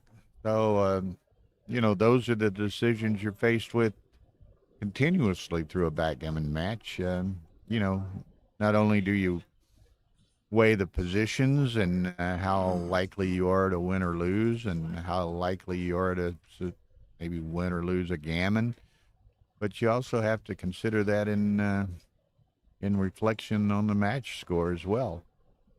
So, you know, Kenji got a great roll in the 1-6, hitting 2, and you know, he's taking advantage of it. Wants to take fuller advantage of it, but by doubling Steve in.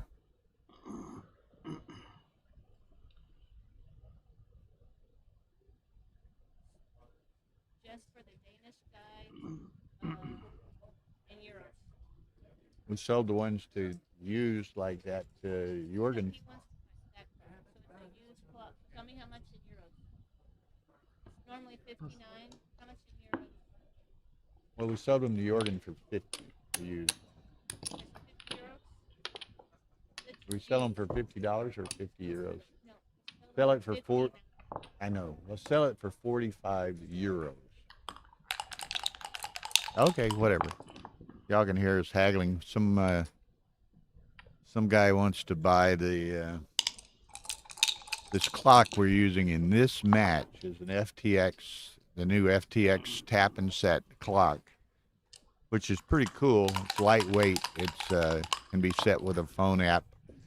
It the pause button is under the top, so the top of the clock is available. So if you're using a baffle box, oftentimes you don't have a place to put the cube. You can see the little neoprene pad on the top of the clock. You can put that neoprene pad on the there on the top of the clock. The pause button is underneath the top of the clock. You have to kind of reach behind and under to hit the pause button. But anyway, those have become very popular. Yeah, I think that was Carl was saying great pass from Steve. I thought it was probably a pass at score. Carl says it's a 105 error to take that. So, you know, nice play in the last two matches for drops for both Kenji on the recube from Steve and Steve on the cube from Kenji. So, Daniel Rivera is sitting down with Mark Olson. They're going to call the fifth match of the UBC Contender Final, the deciding match. So Rivera and Olson, that's fixing to start on stream 1. Here we've got a nice match going. Kenji, Steve, you know, has to give 2 blots over there, so Kenji's not intimidated at all by slotting a 5. Then you can accomplish 2 things there. You know, Steve can hit and still have to have a blot, but he's also got to give up his anchor to hit, so there's some downside there. 3-2, so Kenji's going to come in and hit again. So we're kind of treading water here.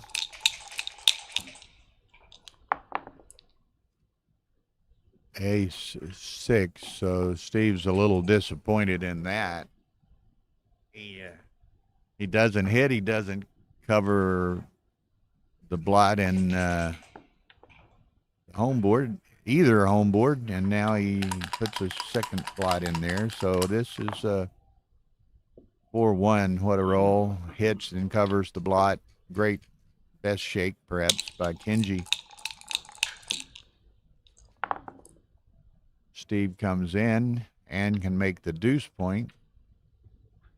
Neither of them, you can see they don't have much flexibility of play. Kenji has a bunch of strip points. Steve does too, but he's got, a heavy midpoint, so he's got some flexibility to play from there. But let's see what happens. A nice 6-5. He's going to bring that all the way around, I suspect. Yeah. So see if he can get away with that. And then there's a 2-1. Steve's going to make the advanced anchor and step up. Sure, Joe. Come in. Joe Urso is going to join me here. Let me rotate there. Go ahead and sit down. I'll rotate the camera just a bit.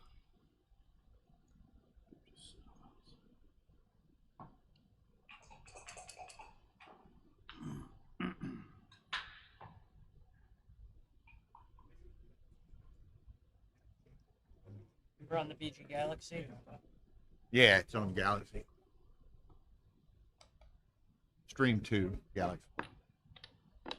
So, okay, Kenji does get in that cube that we anticipated there. Got it to 4-2. And Joe Urso fixing to join us, and he just won his round of 16 match, right? So into the final 8. I was trying to remember, who were the 5 Americans? The guy you played, you, Sachs, Dana. Mizarian, Who's the other Wells. one? Wells. David And Wells. there's one other, I think Eli Rice, I want to say. Oh, is that an American? Yeah. I wasn't familiar with that person. So welcome, Joe. We got All right. nice match. Steve Sachs, a great American player, and Kenji Shimodara, who's a good Japanese player and just a real beloved guy in the global backgammon community and great ambassador for the game. So Steve got out 4-0, and Kenji's gotten 2. Double tiger hit, more or less, here. Steve needs to perform. And performs in part. It's one.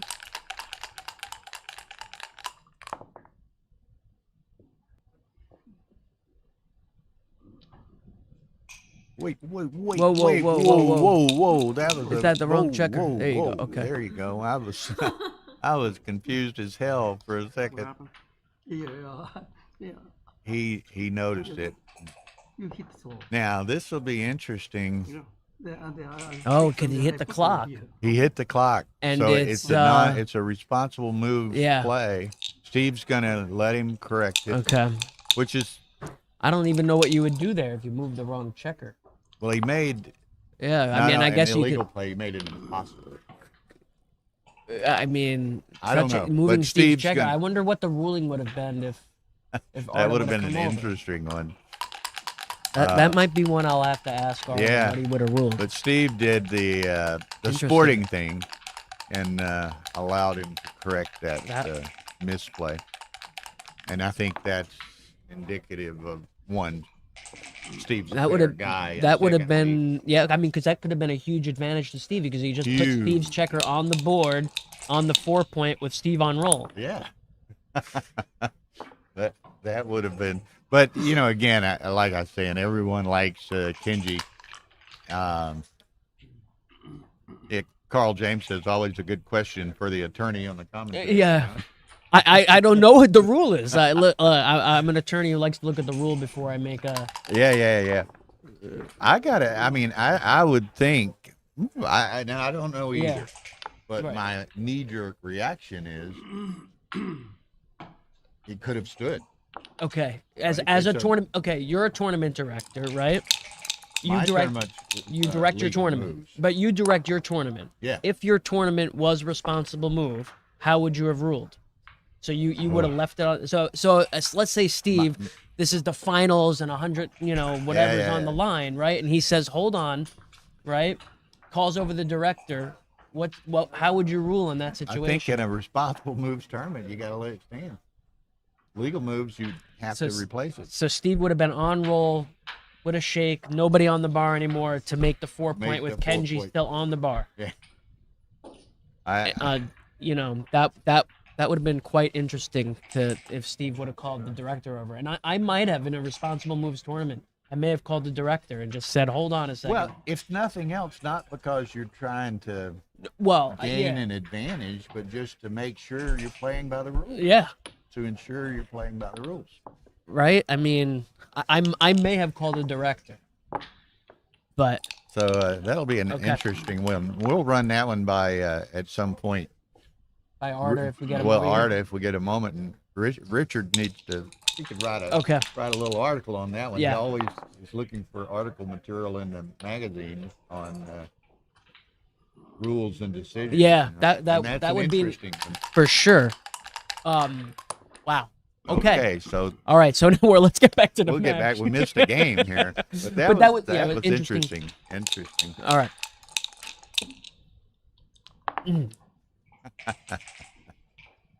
So nice shakes by both. 6-1, double 3. Definitely rather be white here. Oop. Always like the inside points. Okay. And that just makes the point inside. Make the 3. Nothing really to see here.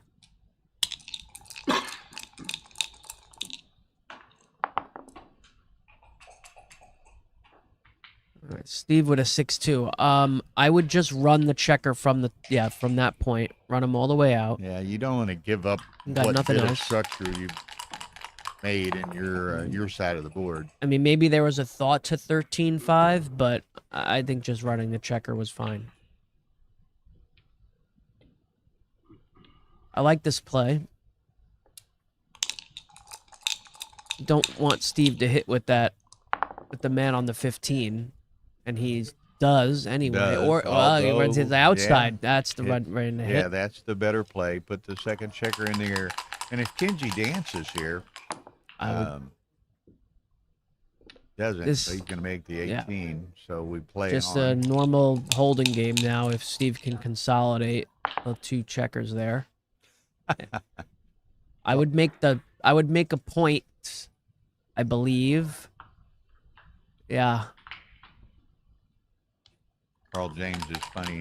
Bill's not a tournament director. He only plays one on TV. Mm-hmm. And he says Joe is definitely calling it right. Look, in a responsible moves tournament,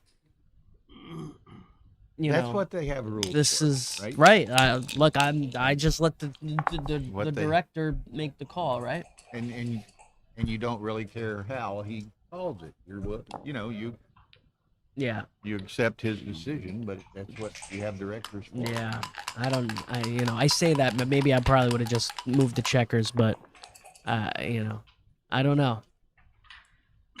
'Cause that was definitely a huge advantage for Steve. Moments of integrity. I think, there's nothing wrong. And that's what's unfair in certain regards. Right. Because probably 90% of the people would have done what Steve did. Yeah. Right? Obvious oversight, simple mistake. Mm-hmm. But there's a 5 or 10% out there that would want to seize the advantage that came with that. And there shouldn't be anything wrong with that. I think in a responsible move tournament, no one should look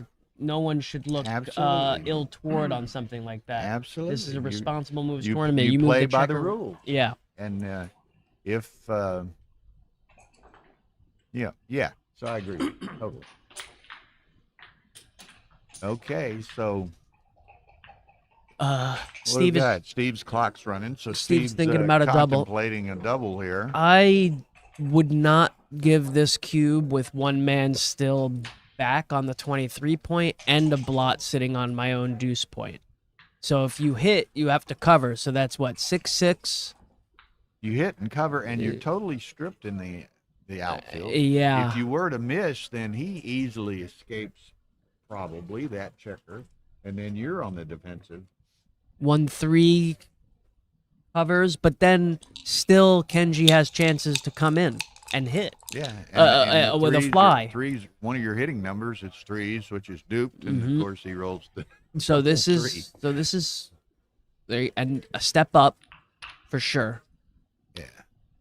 There you And go. now he's going to play on. Yes, If if he doesn't come in, you certainly play on. If you come in, almost any number is going to be if any entering number almost would have been a redouble, except for like ace maybe.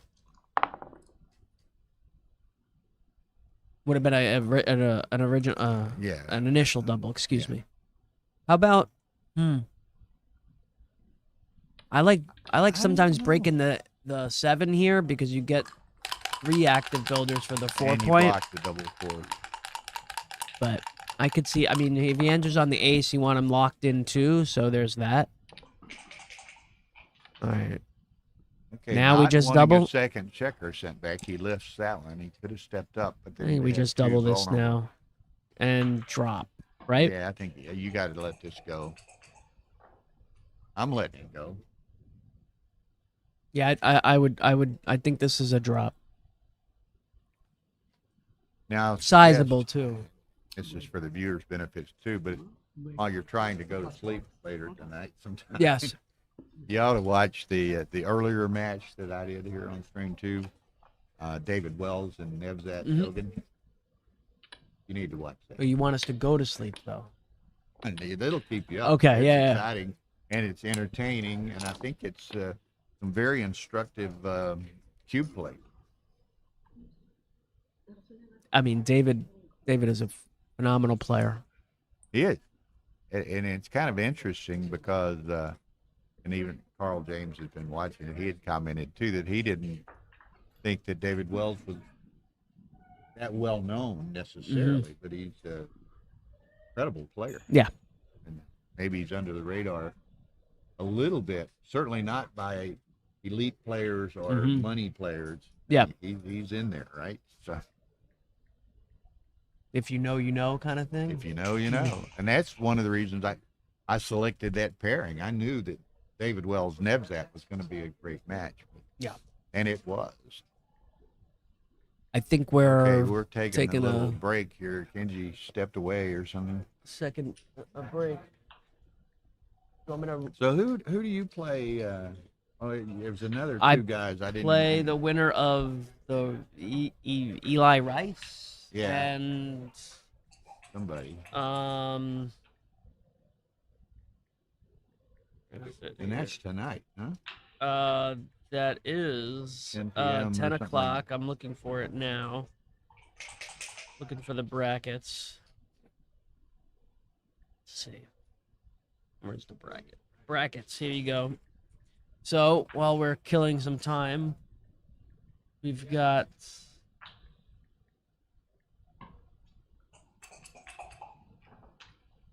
my side. Rosenbach. Yeah, I'm not familiar with Rosenberg. Rosenberg. I'm not familiar with him at all. And then there's From looks like Belgium. Yeah. Belgium against I think it's E Rice. I think it's Eli. Eli Rice. I'm not at all familiar with that name. And then David Wells against Ari, who's right. They're I think playing. a well-known player as well, right? They're playing now. Yeah, from Brazil. Yeah, Ari's a very good player. I don't know Newmark personally, Fernando, but I've heard of him. He's a good player. I've heard He's I've a very heard good of him. Argentinian player. Yes. And then Oliver Squire, another grandmaster. Playing Daniel Tedosi from Romania. Do you know Tedosi? Tedosi's a good player, but he's not a Squire caliber probably.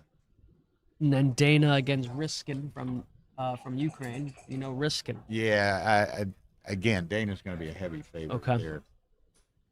Then there's one Steve, and then this match. Kazuki's playing somebody else. Sultani from Belgium as well. Yeah. Again, I think Kazuki. The Belgians are showing up. Belgium has some good players. Geert van der Streek is doing good. Michel Lamotte, very good player. Carl said, and I guess he transcribed it. No, this is from David played 338 in the BMAB in Chicago. That's a nice I mean, performance. David, I would say that's usual for him, if not even a little high. Yeah, That's he's I don't think that's and again he's that's just not. well within his capabilities, obviously. I guess it's he didn't play that many tournaments, and he's not as Yeah, he is among players in the know. yeah. But he's not universally known. Just as Carl said, very, very solid player. Yeah. I would say better than solid. Yeah. So, Yeah, very phenomenal player. and nice Phenomenal. guy. He was on 2 matches ago on the UBC Championship. He was commentating. He's a very good commentator too. Yeah. He's a well-spoken guy. Well-educated, Has good well-read, explanations of the well-spoken. plays. So Lotera, very good. he's in the round of 8. I had some very good dice today. Hopefully playing well as well and knowing what to do with them, but, I won't just say it was all that. No, I got to go one more. One more. Whatever they call it. And this is a big boat. Yeah. No, I know. I know. And I don't hedge. So I got to win. I got to Yeah, win. it's pretty. What? But there are 140 counting rebounds. Right? Mhm. What was the entry? 134. This is 4 or 500. semifinal. Get guaranteed 5 $5,000. ish, 448 or something like that. And the winner's like 10. 18. 18. Oh, that's right. It's a little unbalanced here. Winner's 18. That'd almost pay for your. Get all that money because it's over $10,000. Let's first let's try to win something, and then I was gonna we'll laugh. handle That might- we'll handle anything that else might as cover it your, comes along. Suite and first class ticket over there. I did not do the suite first class. I was in Delta Comfort. Maybe we can just have to expand the overage. There you go. There you go. It's kind of funny, and I won't call any names, but on several occasions, certain people who I am familiar with have won considerable sums over, and then don't employ, but ask their friends to help them get it back to the state. Yeah. They, limited, as you doubtlessly know, being in the painting industry, $10,000 per household Yeah. that you can take in without declaring. And they'll ask you about it too. Okay, 5-3 sacks. We're back at it. All right, so Steve is 6 away against 8 away. I think Kenji would be, if Steve ever gave a cube, Kenji's going to be itching to give it back on 4 for a redoubled gammon. 6-1. 6-1. Swings it around. Okay, so Kenji's in a very good position, but I think with Steve having escaped the checker already, it's not a double yet. I would say if Steve had 2 checkers on the ace, I would double this. And that's I like to double. that's the play, but that's not exactly what he wanted. No. Okay. Now Steve Jailbreak. tries to escape.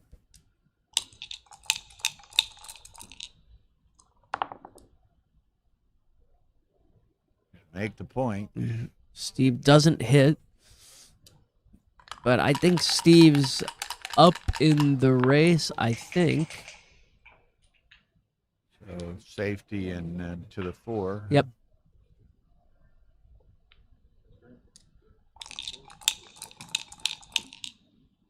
So this is just going to be a generic holding game. Nothing to see. Off this. Yep. Save the gammon right there. Bear off of.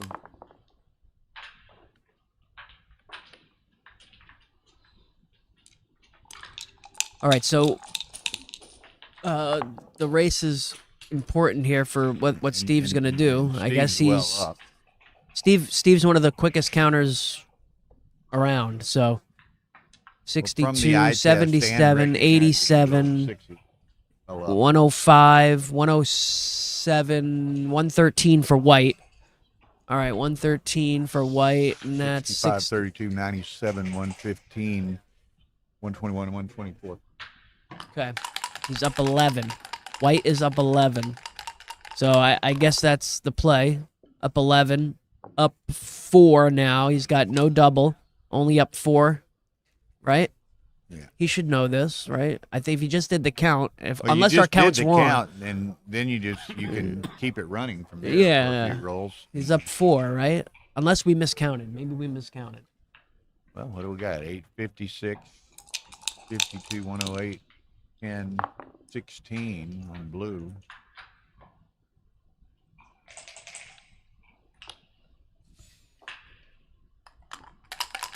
$116 for blue, you said? All right.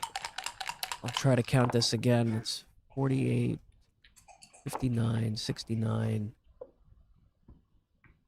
87, That's 93, that's 95, four Ni- for blue, 104. 95.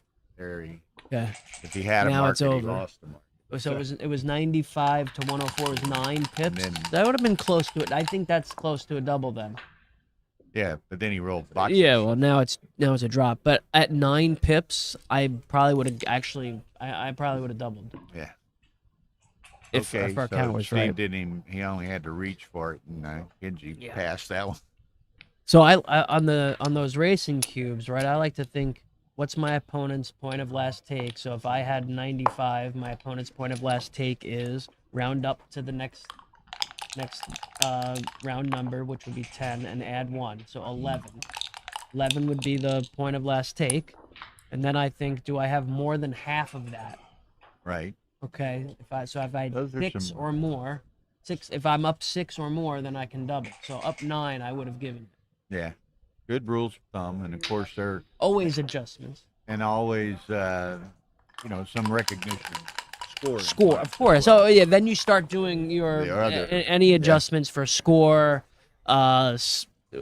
wastage, etc. But that's my general rule of how I do them. Mm-hmm. But I think up 9 in that sort of position at 5-3, I would have given it, if their count's right. Okay, so Kenji needs to roll a 4 here. Oh, he did the Nope. Sander, Yeah, kind of reverse roll. the Sander reverse roll. Steve's Okay, thinking about it. Steve's got 9 in the zone. Only one, so he's escaped the man, which is very big in these positions to already have escaped. With the 6-3 lead. I don't think you send it personally, but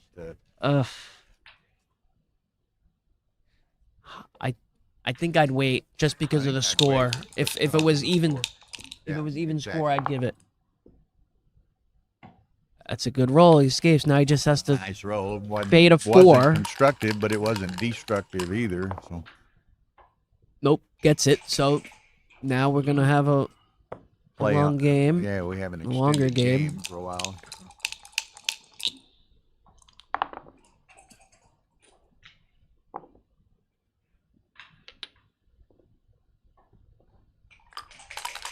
Pretty simple play there. Ooh, a fan. Now is he gonna do it? No, he's still. If he didn't do it before, you're not gonna do it now either. Oh, Jason Briggs. Where do I find a Galaxy stream? Backgammon He's obviously Galaxy. not watching because he wouldn't be texting, right? Yeah. He would have already found it.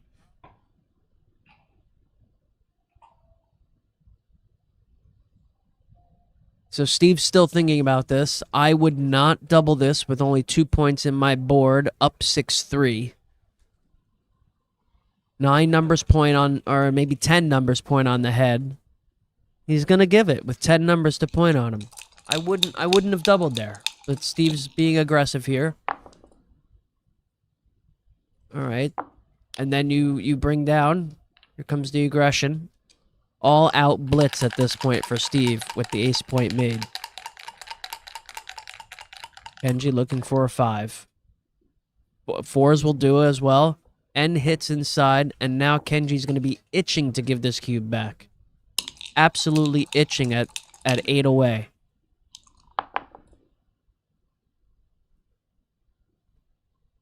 Make the 5 point. 5 point or close up outside. I don't know. I don't know what I would do here. I don't know what's right. It's a tough one. I think I'd close up outside. Okay. Yeah. I guess that looks Either way, looks good to I mean, me. He's got to hit you. He's got to give up. Yeah. Give up his anchor. Okay, that's a nice play at score. I'm telling you, at any point that Kenji is even sniffing a gammon, that cube's going to be flying in the middle. Yeah, because he's a perfect 8 away, right? Yeah. So gammon 4 cube. This is almost like a 2 away, 4 away. There, exactly. By virtue of the cube in play, it is effectively 2 away, 4 1. It's almost, if Steve would have had 7, then it would be just the same. It would be the same. Right. So it's Right. all right. So Kenji rolled double 4s here, and he has some choices. Obviously, how about hit 2 and make the deuce? Yes. Yep. There you go. Perfect call. Now he's too good. Way too good. Way too good. Steve has to enter with both checkers for it to not be too good. Yeah, this could be expensive for Steve. He's got if he comes in with both checkers, he's almost unhappy because then he's going to face a tough decision. Now he's just scrolling on. Yeah. Because that would have been a tough decision. Imagine he enters with ace 3. But Steve's fortunate in that Kenji didn't cover that. You know, Steve I'm obviously. coming the long one all the way around. Yeah. Don't dance again, Steve, or you're in This is serious deep trouble. yogurt. And he Uh-oh. does. Steve looking at being down here 7-6. How about go to the 6 point? Okay. Yeah, he's got 2 in the air, so you're not. You want to try to close out as right. You don't quickly have as to be, possible. Oh, look at big. Here. And Okay, point. but now Steve's gonna have a decision to make. Is he gonna take this? Because I would double this for sure. And I could see Steve passing. Well, this is the point you made earlier. I mean, Kenji. Yeah. Now he's got a kind of position he wants to be in. Of course, right? Highly volatile. Steve's gonna take a picture of this. Yeah, for sure. this is tough. I think I would pass up 6-3, seeing a 4 cube here. With it being a recube, a center cube, he could take this maybe, but not not a recube. Ooh, he did give it up. Okay. Yeah, and it didn't take him long to come Yeah. to that decision either. He thought about it for 10 seconds, but it's one of those things where you come in and you don't want, almost rather not even have to make that decision. Anyone on the comments there? What would they have done? What do they think? Nobody's talking much yet. Joe and I have a iPad in front of us, so we can read the chat line. So if anybody's got any comments, suggestions, questions, whatever, Pass. Carl thinks that- it was double pass. Is that your take, or is that your XG talking, Carl? Well, he was putting in positions. I asked him that question earlier. He said that was a .105 take or some bullshit. I said, well, I assume you're putting it in if you're quoting 3-digit opinion. You're not quoting 3-digit opinion. Yeah. 064. No double. So how bad was it to take? Astronomical. No double. 1.103. Okay. Yeah. All right. So it was definitely 103 is definitely in the realm of people making that type of mistake. Yeah, absolutely. So that I could see people thinking about that and taking it.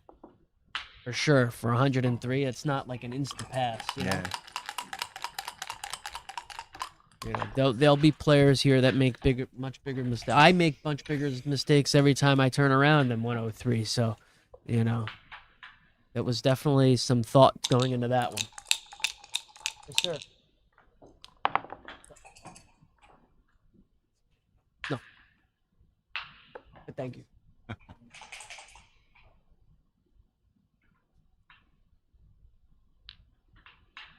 Okay. Steve is conservative with take decisions. I think he was just pretty aggressive there with the doubling cube on his initial offer. I'll give you that. He's conservative, I think, when it comes to whether to take or not. But he just gave a really aggressive cube. I don't think it was a double yet.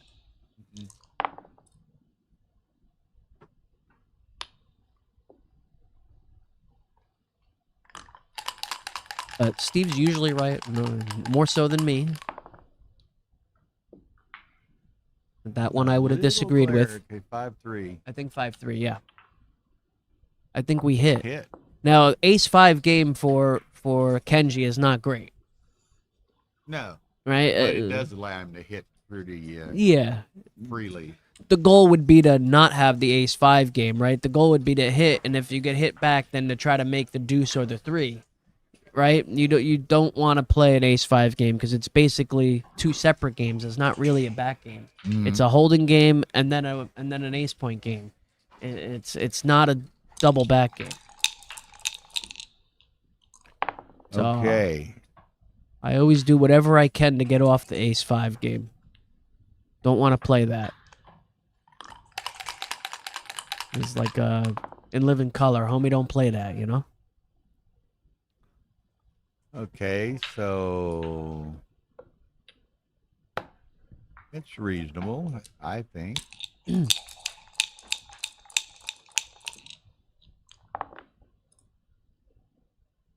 Gonna hit. Hits. 13-12. Yeah, I think so. Diversify now. For sure.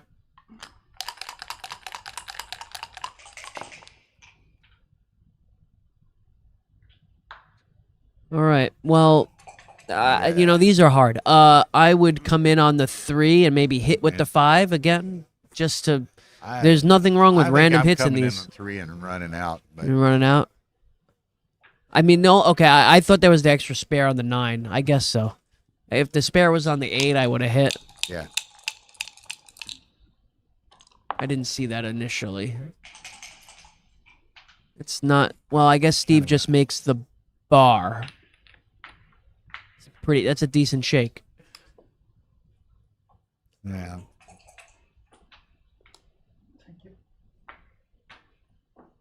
Got a lost die.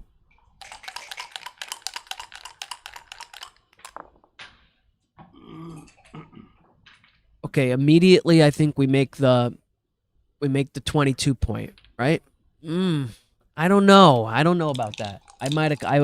My immediate reaction was make the 22. I tend to agree with you on that one. Okay. It's hard to win a game with 5 5. men back. You're not going forward. You're playing defense. Yeah. What? We're in Europe, so I say defense, not defense. Okay. Yeah. All right. When we're back in the States, we can say defense. Right? Defense. A soft D. There you go.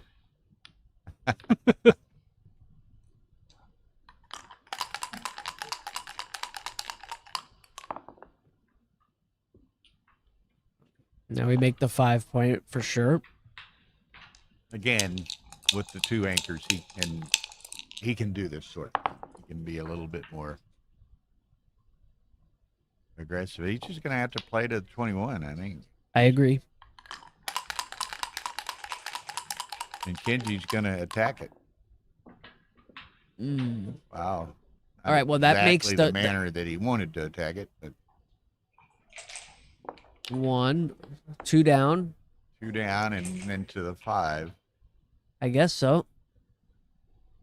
And hope hope that he misses the 4.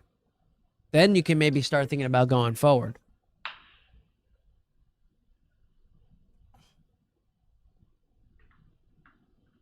Yeah, I think you just play to the 5. Whoa. I don't know. Well, if you play to the 5, you're playing with 3 blots anyway. This way you're playing with 2 blots, although 2 directs. Yeah.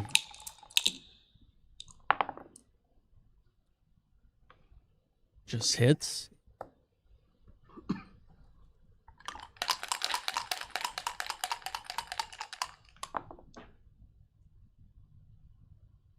Hmm. All right, now I think I Steve make can. the 4. What do you think? You gonna do that? I think Steve can start thinking about doubling this. I would maybe I didn't cube like this. that 3. I would have. I mean, Kenji's game is not that good. A 1-5 game with his checkers strewn around the board. Hello. That changes the complexion a little Definitely bit. does. He's gonna make the 4, then find another, which is gonna be to the 4 again. I mean, a double 6 was definitely his best shot. Well, now Steve doesn't have a double. Now this is getting a little more interesting. I think Kenji's gonna think. Ooh, okay, so Make the point and come out. I think so. There's also thought to 24-14. You don't want to be sitting on that ace point forever, but because he's thinking about the back checker. I'd say the play that is the biggest play is coming all the way with it. That's best if it works out, I think. Okay, so well that would have been my play. It may be a little rich, but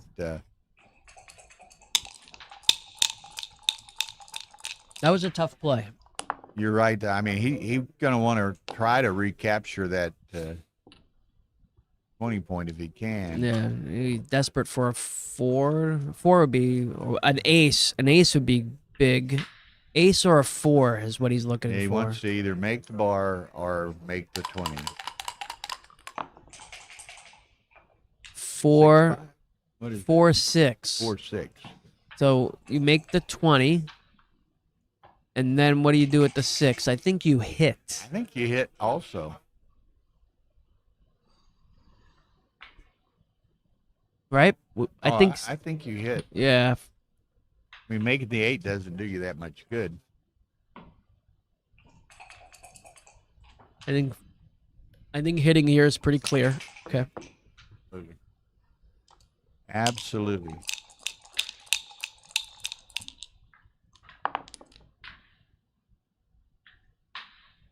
In and out, and fade the 1s, right? I think this is the only play.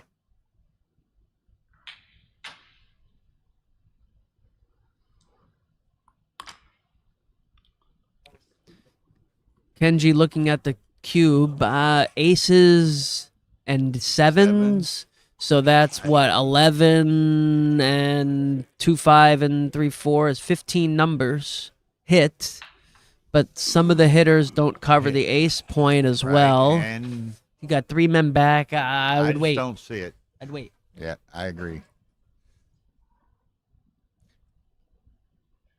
I mean, it is a little volatile, but with 3 men back, Steve's going to be able to take and have a lot of game left, even if he fans, right? Because the 2 points open.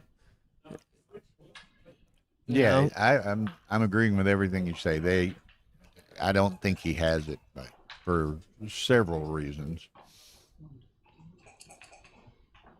You know, if you could see one reason, one bad case scenario, maybe.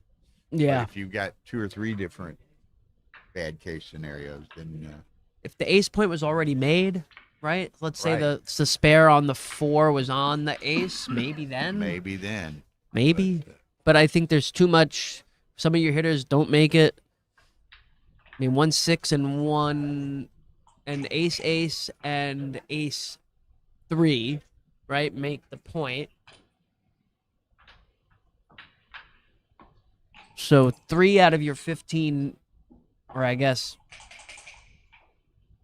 5 out of your 15 numbers. So a third of the time you're hitting and covering.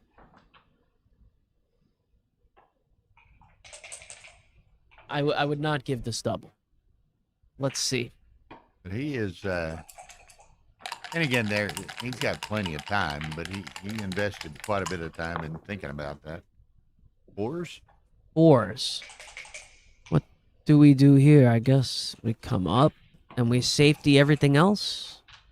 I think so. I think that's it. Don't want to get hit. The raise. He'll have the one spare he can work with, but it's going to be a little tricky.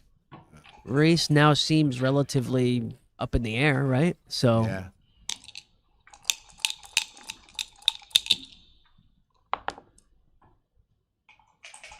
Kenji doesn't have much flexibility in play, though. I'd stay back if I was Steve on the I think that so. can Come in and needs give me, I don't know. 13s to hit. Can we roll a 13? So I would stay back. Gives us some, I would have slotted the deuce point. that's what my thought had been. Okay, so he can tread water for a roll, but next roll is probably going to require him to do something.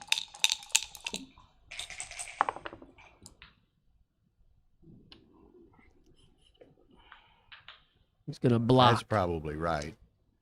So Steve's got what? 30, 60,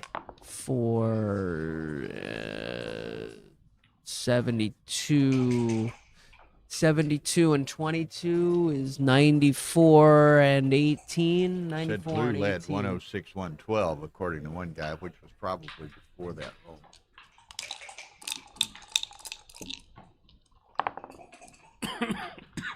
Three-point. Yep. And then slide over from 1817. 1817. Fours and sixes are jokers.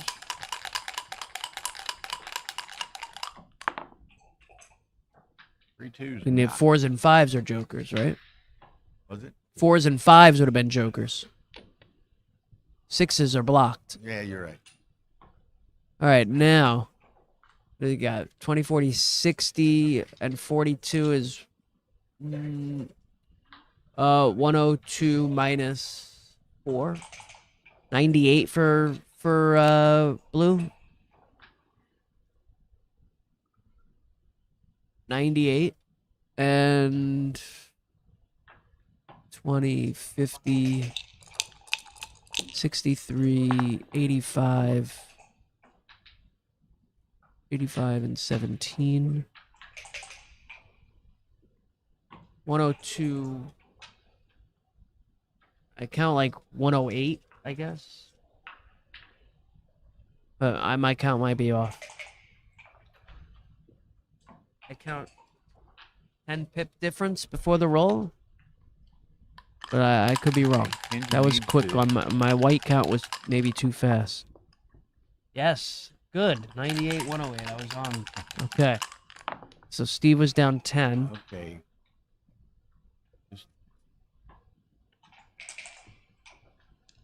I'm still working on counting quick. Trying.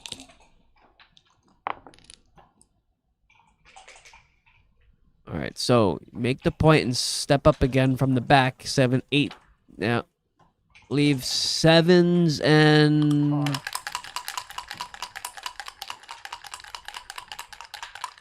11s.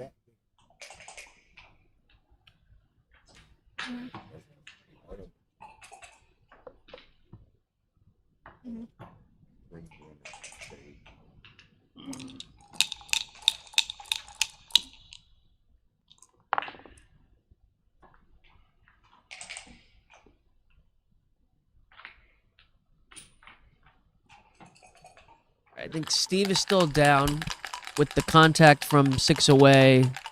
You can't double yet. Even with Kenji's board being crunched. Or Steve about to just be has crunched. Play in.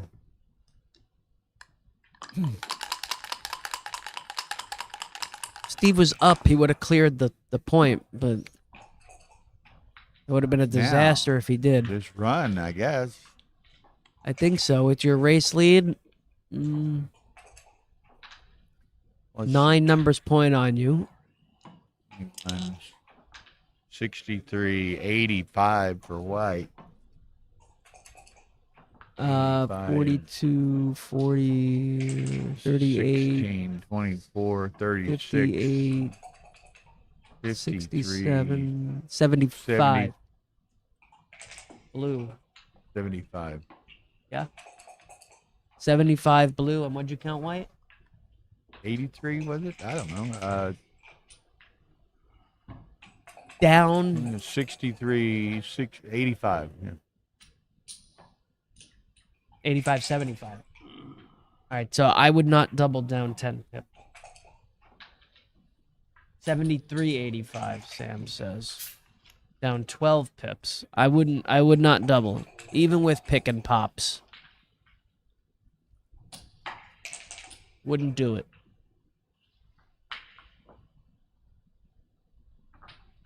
You? I don't know. Let's see. He's rolling on. That's the wishes he doubled. What's that sound I heard? Yeah. The market Well, doors now he's just slamming playing shut. Now on. you just play on. There's Slot the ace. All right, so now for anyone who is watching that's sort of new here, your slot always the front of your 6 prime.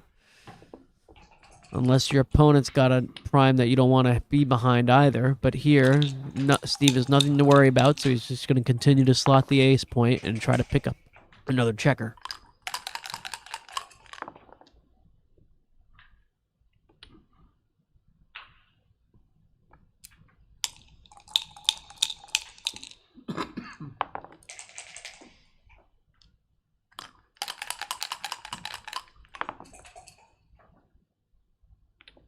Here we go. there's the fish.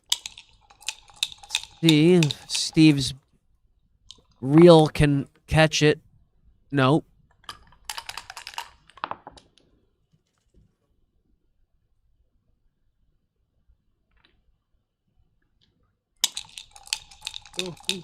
Pardon me. Okay. 5, 6 And- come in. yep. Yep. So Steve wants to hit with a deuce, not with the 5. Rather hit with 2 if he can. Yeah, Once. keep those builders or spares as high as possible in his home board.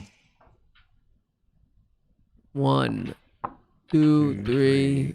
Ooh, not great. Steve might just double out now. Yeah, he's got several blotting numbers. Yeah. Yeah. Okay.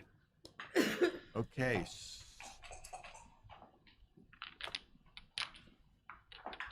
All right, 7-5. So here Steve's 4 away, but I think when your opponent, if your opponent had 6, Steve could be aggressive with the doubling cube. But with the opponent being 6 away, I think Steve's going to be a tad bit more conservative than normal.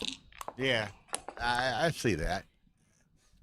If the opponent was 5 away, you could be a tad more aggressive.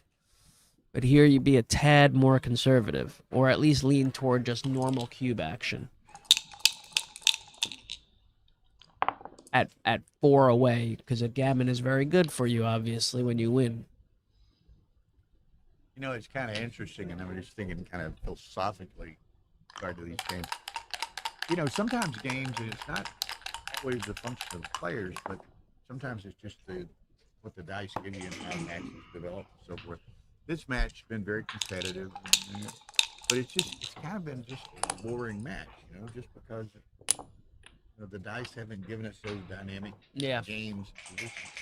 Where you contrast that to the preceding David Wells Nebs at, it was just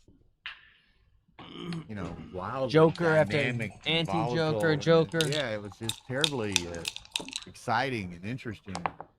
Fun for And you, what not have you. fun for the participants. True enough. I like a boring game.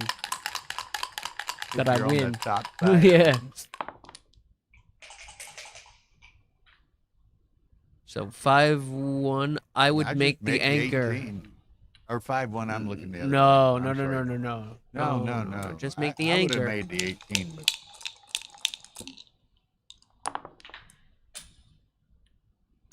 Now you got. I would have just made the anchor and okay. Now force my opponent put to your respond checker well. on the board this time. Can you? It's not try Yeah. that. Whoa, Ooh, that or nothing. dances. I can't put either checker up. Steve's gonna look. This one, no, because he's still up on the roof. I don't think so. For Normally, money, if it you're- might be. Normally, if you're doubling from the air, you've got something to shoot at in the opponent's home board. Yeah, I would not double this. Steve's, The camera's coming out. he's getting serious when he breaks the camera out.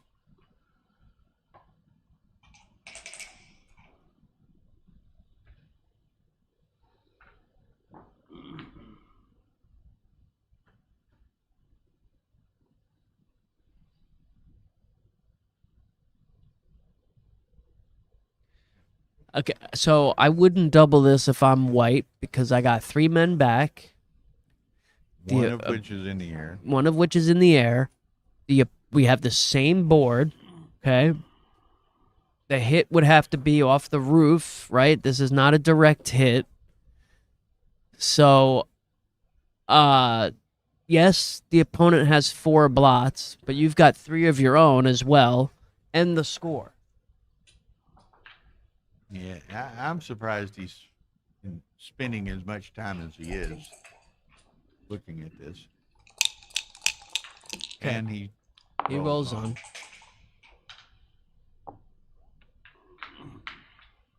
Okay, I would say it hits on the outside checker. Steve's gonna go for the inside checker. I think I would hit and send the man all the way back. Yeah, Yeah. you saw it then. I'm playing 23-17 and hitting because And you're gonna hit that other one next roll 23-17, anyway. I'm 13-10. Okay. Well, you get the shot at it. Either way. Yeah. You get I the would have shot at yet another block. All right, now is it Now maybe so. 3 men back, 1 in the air? Probably not too good. I'd give it. Let them think about it. Yeah. Give it to him and let him worry about it. 2-point board, 2-point board. Why not just give it here? I think it's not clear enough to play on. Steve does like to play on, though. Pass this, right? I would think so at 4-way speed. Don't you? Yeah, I think it's a pass, but I don't think it's too good. It's only a 2-point board. You know? Well, which is right, but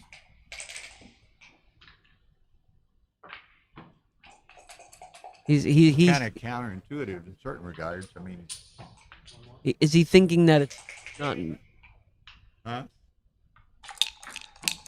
close to being done? I think on the other match, he did not double. I wonder. Yeah, I wonder if the thought was not good enough, or if he doesn't think he has.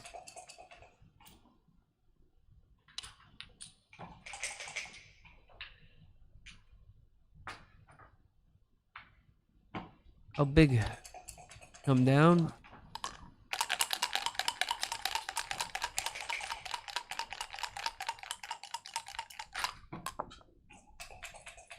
All right, now with the anchor, is Steve gonna double? He's gonna think about it again. I would give it.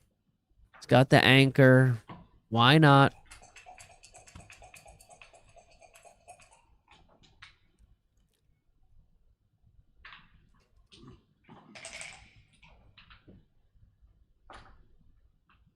All right, here it comes. I think this is a big pass.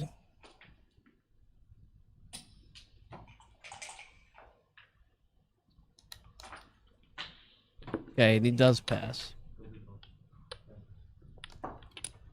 All right, I think the other match has just come to completion. Who won?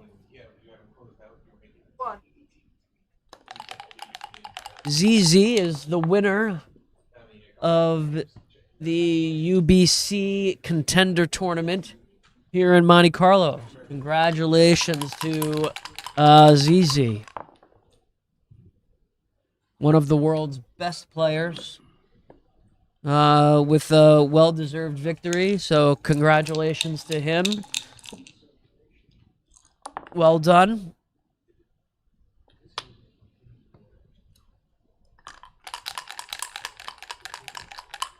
Congratulations. All right. 8-5 in our match. Steve sitting on a 20-point anchor. When you have the 20-point and your opponent's checkers are glued in the back, you want to make your points and not hit. So, although...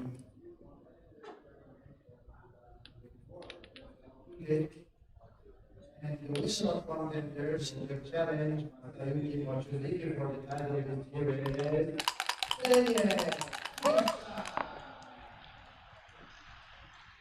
the Zdenek won the UBC. Yep. You get it? I just did an announcement. Go ahead. Go Okay, ahead. great. That's sorry I had to step away. Arnold wanted to know about when that happened, and he was out of the room. So okay.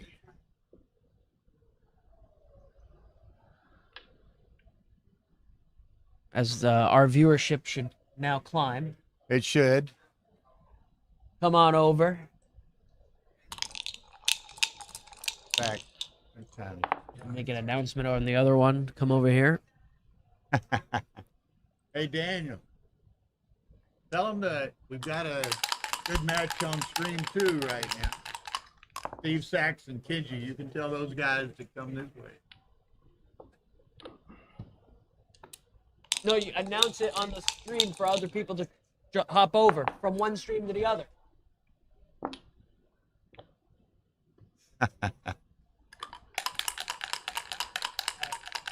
Steve Sachs and Kenji Shimodara.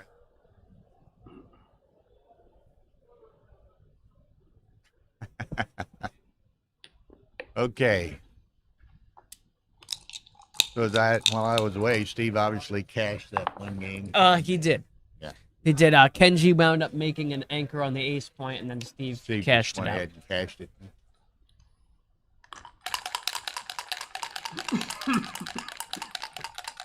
Okay.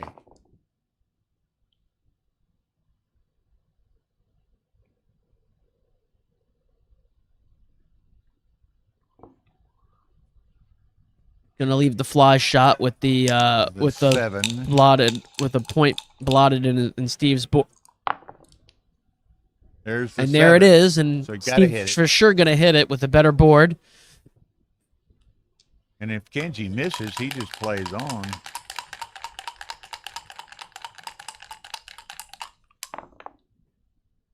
Oh, threw away a winner. That's don't want to. It's hard to roll it twice. Oh, See, it's hard. You can't roll it twice. Threw the winner in the gutter. Okay, whoa. Well, he makes the deuce. Yeah. Then goes There's to nothing really here to go think the about. ace. Yeah, the other one's blocked. I don't know what. Oh, the camera was to see if you should have doubled him. Still, it was too good. Can't kick yourself about that. And there, double hitter. Look at that. Two of them. Steve takes a seat back. Oh man! All Steve was thinking, I just needed to turn it right back at him. He could send it the other way. Wow. There's Alex is coming. And here it is. Coming Oh, I thought that from was the a dark side to the light side here. Wow! What a turn! What a turn! Steve anchors, but still it might be a double down 8-5. It might be a double down 8-5. Not yet. Okay. I think I just play 8-6 and then move the back checker all the way. Slide the back checker. I would leave him the fly shot so I can diversify inside. So I would play 8-6. I agree with you. So he played safe. He played safe. I would have been aggressive there.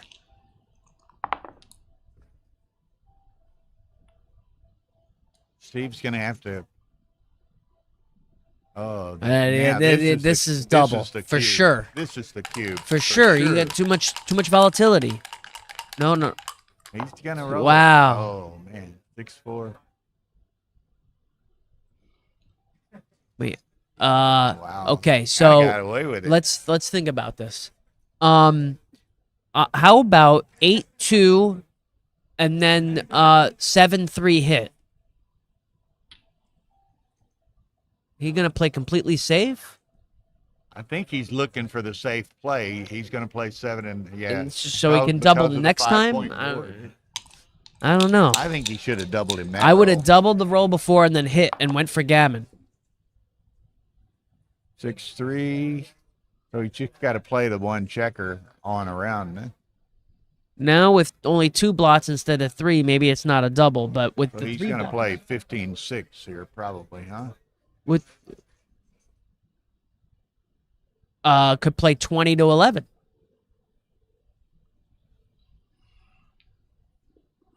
Ooh, I don't do this. wow. Huh? That keeps the 3 blots in action. Interesting. I did not see that. I wouldn't have thought of that one. No anything. Where's bring me my phone's all it out. Look at the schedule. Okay, so that's a really good roll. And then it makes the deuce as well. Oh, pardon me for just a moment, Joe. No. Keep you entertained. Yeah. I gotta look at the schedule and decide what we're gonna do here. So I think Kenji missed a double or two here with so much volatility. What about now? No, now Steve's got the anchor. Got the midpoint, so doesn't have it. Got a hit. 2 in. 2 in.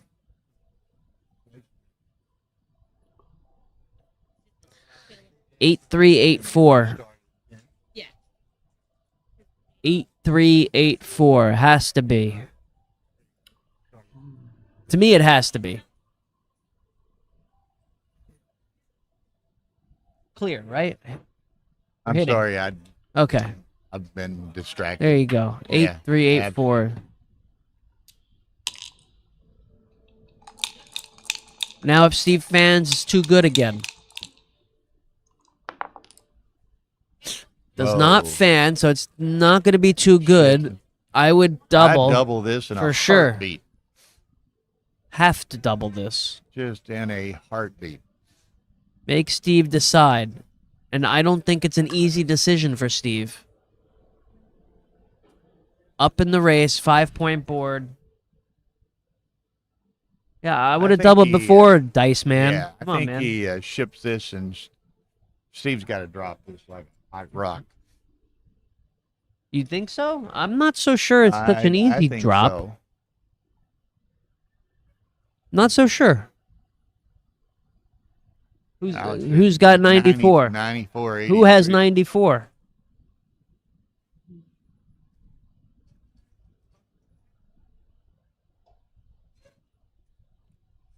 Blue 94. So I'm not so sure that this is a easy drop. Okay, I'm not so sure about it. I would think about this. I think the double is clear. Not so sure on the drop. Okay. Put that one in, Dice Man. I think it's close. There's not too many gammons in it anymore for blue. See? Double take. It's not. It's close. It's Yeah, close. yeah. 962. You're up in the race. There's no more gammons, or not as many gammons because you have no more blots besides the one blot. I mean, Yeah, it's the a double's big double, clear. and maybe it's a The take is hard. I could see maybe Steve. it's a take, but I think Steve would. You Drop think? Yeah, I imagine Dice Man thinks Steve is I think Steve's conservative on the it on take the decisions. take decision. So I could see him dropping this. Wow. Wow. That's a big miss. That's a That's big miss. And we got to do that and hit the You ace. could make the ace point. Hit the ace, slot the bar. You could make the ace point and leave the shot on the 3. No. Steve's super happy not to be on the roof. Okay. All right, now. Now. Okay, too late. Yeah, Steve was. Wow. I think at the end of the day, it didn't make any difference because I think Steve would have dropped the first cube anyway. You think so? Even though it was a take. Okay. I think he would have dropped it. And Dice Man agrees with me. Oh. We think Kenji Alex, definitely made a mistake there. Alex says Steve showed a reaction. I wasn't looking at the player cam, but was that on the touched his nose, indicated he was happy not to be hit.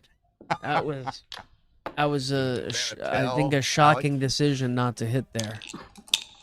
Because even if you're hit back, he's behind the 5 prime while his prime is crashed. Yeah. So, and you're giving him a 6 to come out and potentially win the game that way. Yeah. Yeah. So a couple of mistakes. That was not Kenji. I think that was not his best moment. That was not his. Yeah, a couple of shaky decisions there. But it's tougher being on that side than it is over here. Yeah, so. yeah. Kenji's a great player in his own right. We disagreed with some of the decisions there.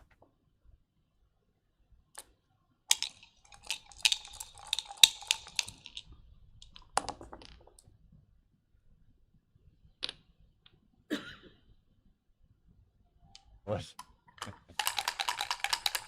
it's interesting, just to digress momentarily. ZZ made the UBC final. Yeah.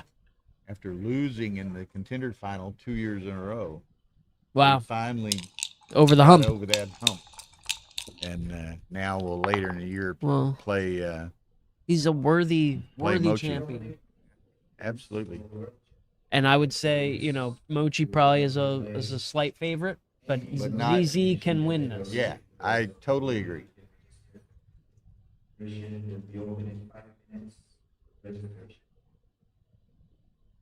I didn't say that. No. No, it's That last game we disagreed. We thought there was some clear doubles that he and that gave. happens with And the can happen 4-4. with anyone, Yeah.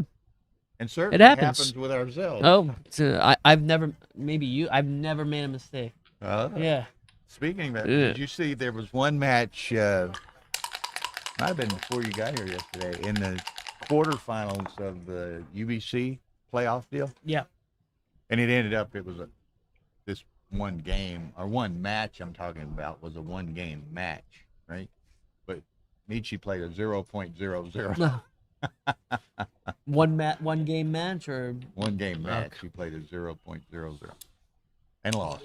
nah. That never happens either.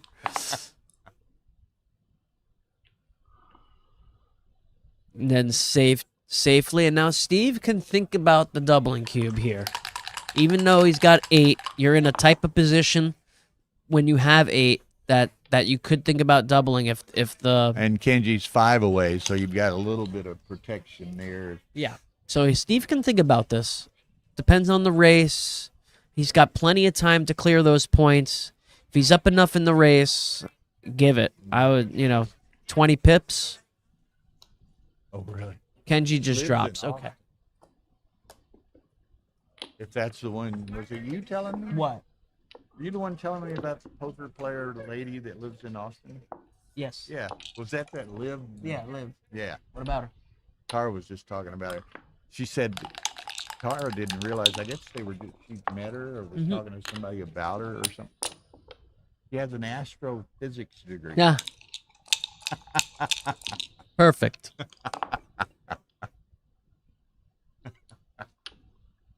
Okay. Steve So, with a good start. Astrophysics.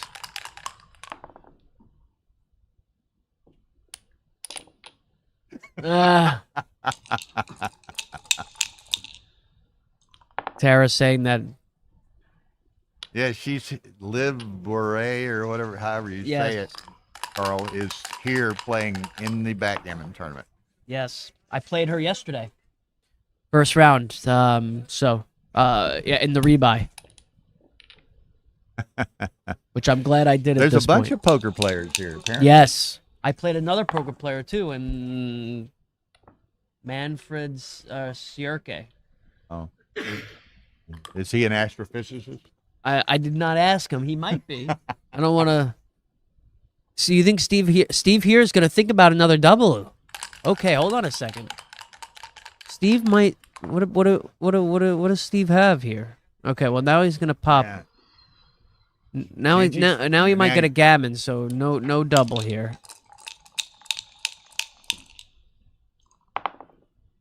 Igor, whoever that is Liv's partner, also a poker player. Is that who you played second?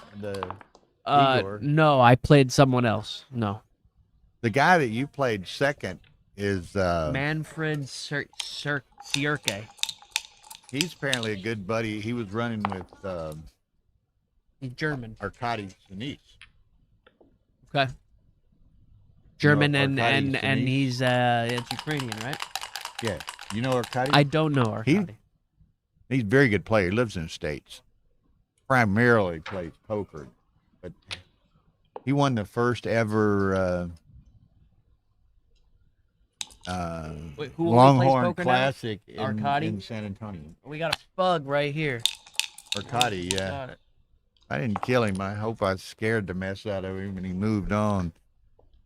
Yeah, Arkady's a very good player too. Steve could double this. I don't know what the race is, but I would have thought about doubling. What's the race? If I'm up enough in the race, like a normal holding game, I would give this double.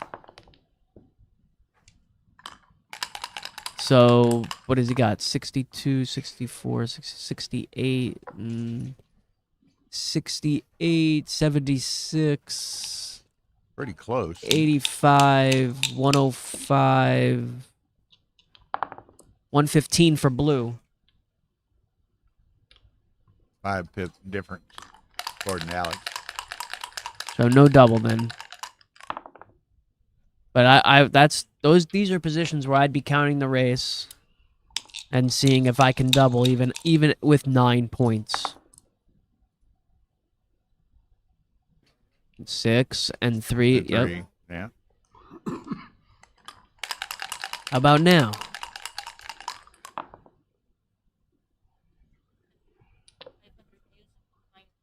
Okay. How about now? This is what? 72, 85, 91, 93 for white. I saw 480. 93 and what? That's 39, 40, 40, 82, 105. I might have doubled. 93, 85. I might have given it.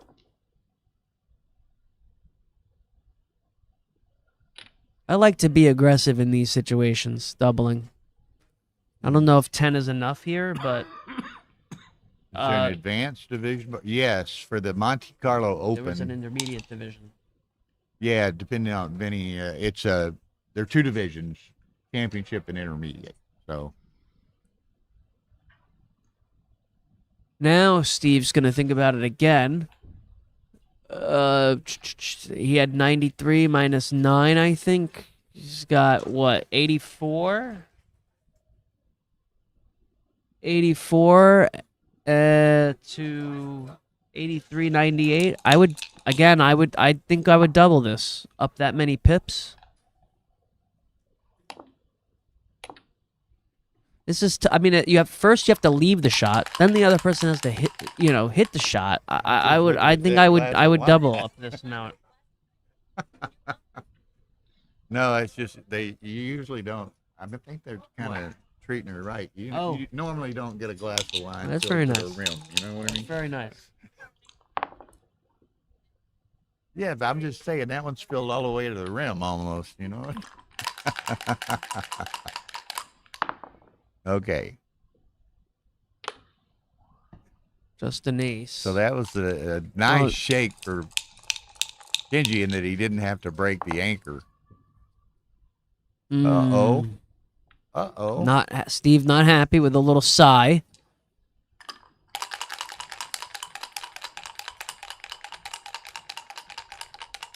Okay. Roll a 4 and we got a 2-way, 4-way. Nope. All right, now Steve's just going to cash it. And go to 10-6. So I think Steve missed 1 or 2 doubles or maybe 3 doubles Much like, we were thinking, we thought that Kenji did in the prior game or 2 games ago, whenever it was. These ones, I don't know if they were big or not, but I think he might have missed a couple. Okay, so Crawford 5-away. I'm just going to get a sip of water. Okay, Jim. Okay. Now, after this match, we're down until 10 p.m. So what time is it now? 5:30. We've been working real hard. Everybody's been working real hard. Yeah, we got here at like 8 downstairs today, which is like dawn in Monte Carlo.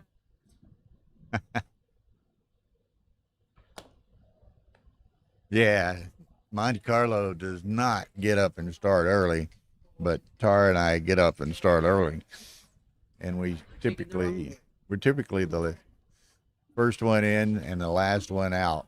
But all right. So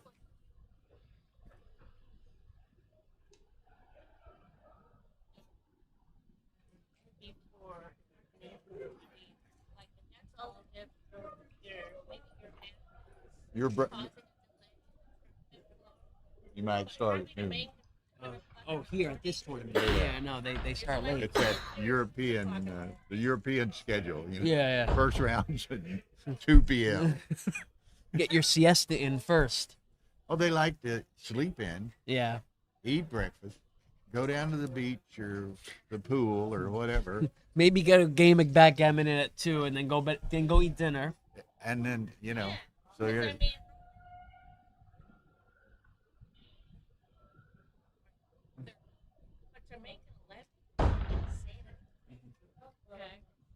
Yeah, Arta could put something up on a schedule up there and say, first, be here at 10:30 or 11, and there'd be a revolt. They would not like that. What about in the other European tournaments you've been to? How was Stockholm? But going forward, we're back to normal Monte Carlo schedule where everything kicks off at 1 or 2. Oh, rather than the UBC, which was early. UBC started at 11 today. Okay. But everything else, 1 or 2 o'clock.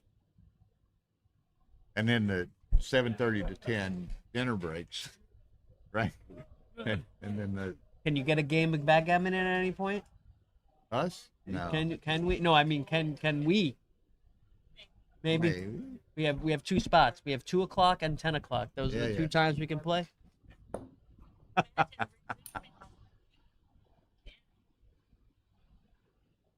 you're trying to make it a little every, you can have dinner at the same time. Arta runs a great tournament, though. You've been here 24 hours, or a little over now. What's your impressions today as a newbie to the Monte Carlo World Championship? One, it's a beautiful room. Oh. You know, epic room, great room. So that's point one. Point two, I saw Arter in action, um, handling a situation at one of the tables, one of the best. No. So he runs a great tournament, obviously, one of the best directors around. So you know, those are the two. As we're about to start, but those are my initial thoughts is observations.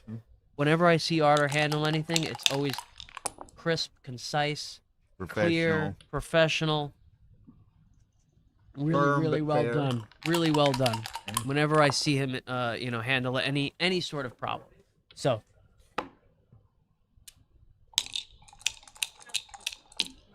Oh, yeah. Shout out to Steve's mom. He always, says how he loves his makes mother. sure he gets the link correctly so he can send it to mom. So Champion in her own right. Yes, she was a. Yes, I know, right? She was a big backgammon player.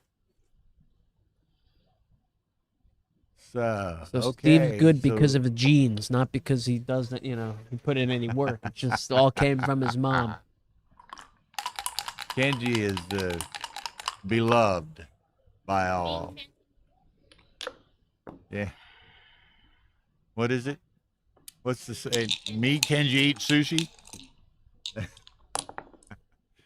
He's apparently a great host in Japan when there's tournaments over there and takes everybody to the best sushi places. Hmm. Is he in Tokyo? Is he Tokyo based? He's a dentist? I didn't know that. I didn't know that. Dentist, astrophysicist. We got everything We here. got everything. You say that now and it makes me think that, I mean, there are some others that you run into that have advanced weird degrees like that you would never imagine. Now, who they are, I'll have to think about it some, but there's some really interesting backgrounds.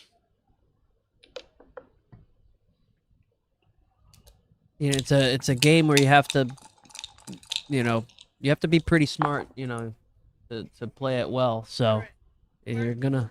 You know, it's interesting because the subtleties and intricacies are not on the surface lots of times. You got to have a real knowledge of the game to recognize the intricacies and the subtleties of the game. You know what I mean? Mm-hmm. And that's why so many maybe casual players or newcomers just think it's all a dice game. Yeah, no, right. They don't have the appreciation that they might for how complex a game it is. Of course. And to have knowledge of all of those things doesn't mean you're going to win all your games either. No. You know, because there is the dice element. No. too. Mochi's, last time I looked, Mochi's not undefeated, right? Right. He is not undefeated. So, okay, now, what do we got here? Kind of an interesting position. I mean, Kenji's escaped his back checkers. He's probably... He's Okay, going to with- volunteer right here. Steve's got 4 blots over there, so he can't be too excited about hitting. Now, What here's is the race? Obviously, Oh, there's Crawford, so there's no Gabbin. yeah, Okay. obviously, I mean, no Kenji, Well, first and foremost, he's got to win, right? Because there's no margin for error. But a gammon doesn't necessarily do him that much good. yeah, true. So That's right. You take no unnecessary risk to try to get a G. And now, of course, this is breaking contact all around, so it's not really a question anyway. 50, 20, 76, and 76. And let's say 7, 78, 88 for blue. 83, 89, 91. To what? 88. Okay. 3 pips.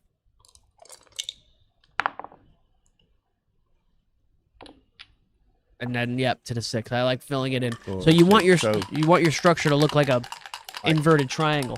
Right. So Kenji's now well ahead in this race, I think. So Go to the he 4 wants point. to ride this home to being post Crawford 4-away, which is if you're going to be in that shape, it's a good place to be. The trice triangle. You know, Triangle. I was just Alex. You may have missed it before, but trice is my method of how I do my doubling cube decisions in races. I don't do whatever the counts, Keith count and all these other. I don't do any of that. I just do Walter trice, and I go home. That's it. I didn't know him well. I met him a few times. He was an interesting guy.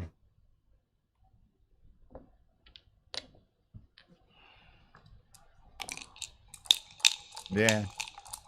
But it's amazing. I mean, he passed a long time ago. Probably What's the other 10, count? 10, Ward 12, count? Is there like a 14 years. ward count? What's the other? There's like all these pit counts. I'm I don't know any of them. So Kenji's already have 3 off, and Steve Steve's hasn't still even. trying to get home here.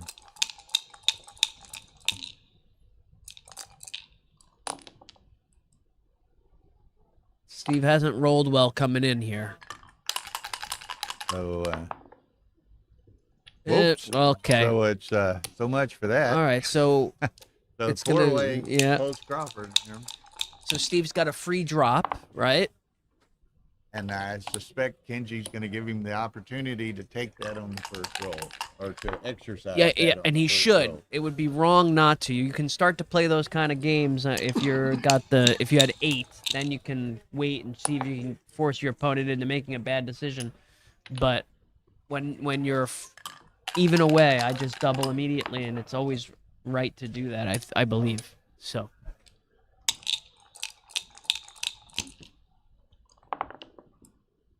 Oh, got a help from the lip there, but too little, too late for Steve with the 4s. Times where you save your free drop for later. Yeah.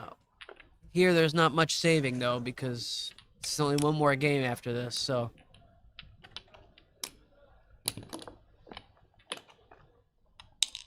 Steve's gonna. Okay. All right. So And it affects your strategy for Kenji on your first roll, right? So if you're Kenji and you roll 4-3, you don't bring 2 checkers down, right? you want him to put him in a position to Okay. take. Yeah, you don't put, because you do that so that if you get away with it, it's good. You're never gonna get away with it. You're either gonna be hit, then you can take because now you're up on the roof with a man back, or you don't hit and then it's a drop. Right. So you don't play the aggressive play even though you're behind. You play a Because you standard force play. the drop. You want him to take. And there it is. The take. After Steve making his So 5 nice point, he set could of he could threes. take Look it. at that. It was on the other stream. It's on the stream 1 has the X22 edition of the Monte Carlo board, which has the pips and everything, or how shall we say, they duplicate in certain respects the jacket cover of the Paul McGrill Backgammon book. So I would have you can see that on stream 1. thought about playing super aggressive there and playing 13-4 and leaving my back checkers all the way back. I don't know. Maybe so, yeah. At this score, I may have done that.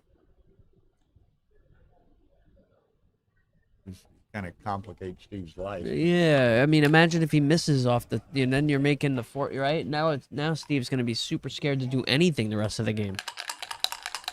I don't know if it would have been right, but I would have thought about it at least. People are asking about, that board, just for the record here. This board they're playing on is the tournament board, so there are 200 of them. That's what you play on it. Well, there's a large number of them, so that's what everybody in the tournament plays on this board.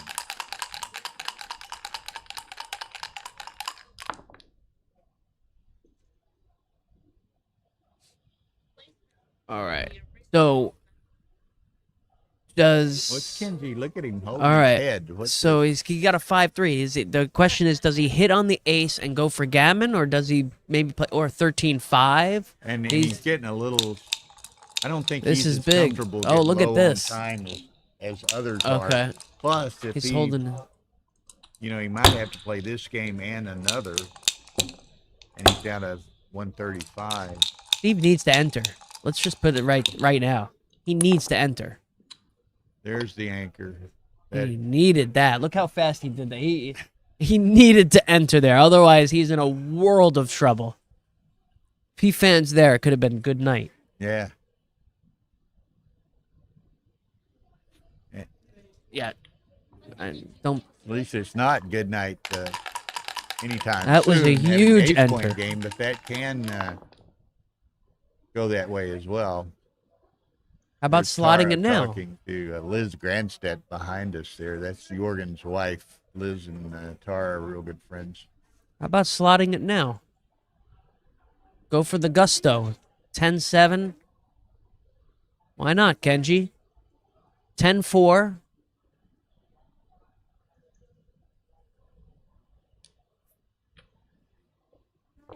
All right. He's Okay. gonna play a little bit passively, which could be right here. I could be just be playing way too big. Well, it's going to be interesting.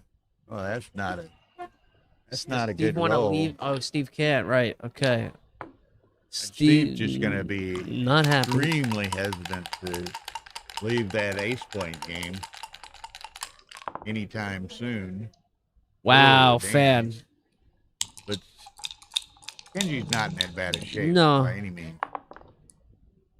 5-3. Cover. Oh, hold on a second. Cover and step up. See, but Yeah, I I don't think think Steve so. wants to do that, but he might. I think do you have that. to while he's on the roof. I think you have to. He's on the roof. You got to go for that step up And, now. but Kenji's attacking that checker You if at all possible. You stay back on that ace, it's death, right? I mean, you have to come up while Yeah, he's on I the mean roof. it's death, but this could be death as well. 2-1, boy, He survived. he survived, but that's far from optimal. I don't know. How Wow. about I don't know. keep dupe the sixes Dupe still? The other one. I like the back one over there on the yeah. I like that threes. one. I like Yeah. this one. 3s and 6s duped Yeah. around the board. Right? There's a 3. So Okay. now what's he gonna do? I think anchor. I think you got to anchor. You're just too think vulnerable so. to attack. Anchor and slot? Or anchor and play to Anchor the and 8? 9. No, well, that leaves 2 blots. I could see playing 8-4, leaving just 1 blot. Maybe. And that's what Yeah. Steve sees it that way. Okay. Now, Kenji needs to make an outfield Deuce hits. point. 3-2. I would make the point. I would make the 10 point. Block the. I think I make the 10 point as well. Block the 6s to escape. Steve only has a 3-point board, and one of those is the ace. Yep. Uh-oh. Fan. Steve's not. Steve's got the 4-point The anchor. and He's he's going to camp there for the rest of time. so he's not He's like going to make that. how about or I how don't know if I about do that. How about 7-5? Yeah. yeah, same. Yeah, definitely. I think we all thought about it in the same way for a second. And another fan. 3-5. Steve, again, not like too upset to be fanning in this position, actually, because he doesn't have to create Okay, another Kenji blot. 6-2. Kenji stay. Now, Steve, Now he wants to come he in. doesn't want to dance for the rest of time, though. Now he wanted to come in, yeah. Because he wants to bring those outfield checkers in. But he was happy to fan while Kenji was back there because he would have created blots, and that could have led to Gammon with 4 or 5 men back. So What do you do? I think I come to the 10 and go to the ace. Oh, he's going to just clear it all the way. all right, Okay. I think he's up enough. Steve's not going to be on the mid too much longer unless he rolls, what, 6-4, 6-5 and can run with that spare. No, I would clear the point now. I think you're up enough. Maybe so. Now it's Steve- just going to be a Steve wants burden. to- that's cool. He wants to get rid of that spare and use the timing that's afforded by it. It was a really good roll. Ah, that's awkward. All right. Whoa. Whoa. Okay. Did not see I that. know 8. Okay. Oh, I didn't That left a notice. Look block. at the clock. Oh, 8 seconds. Wow. And he may have to play another game. Not 8 minutes. It's 8 seconds. Yeah, it was 1:35 while ago. Yeah, I It's 8 agree. Now seconds. look at it. Now he knows the clock, and now he's all right. I wasn't paying attention to the clock. I saw it at 1:30 and mentioned Yes. something about it, but then I forgot about it, and here we are at 8 seconds. I mean, he cannot think at all. He's No. just got to make. He's just got to play. This is a roll move. Roll If you move. screw up and make an illegal play and have to back it up and redo it, you're going to burn a Yeah. little bit of time. You just have to be so careful from here. There you burned what, 0.4. 4/10 there.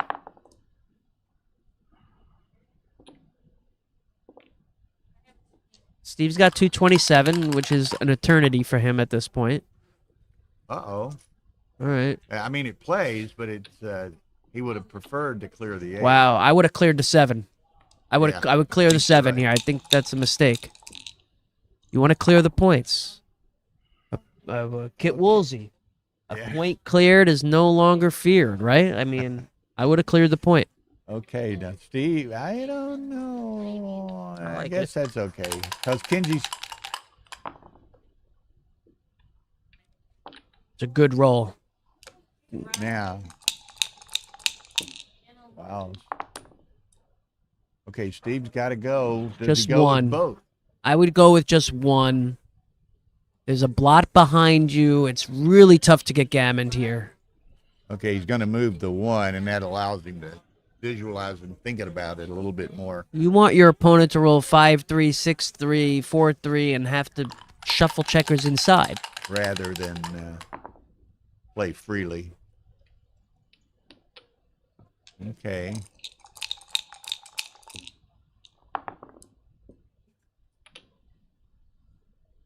Okay.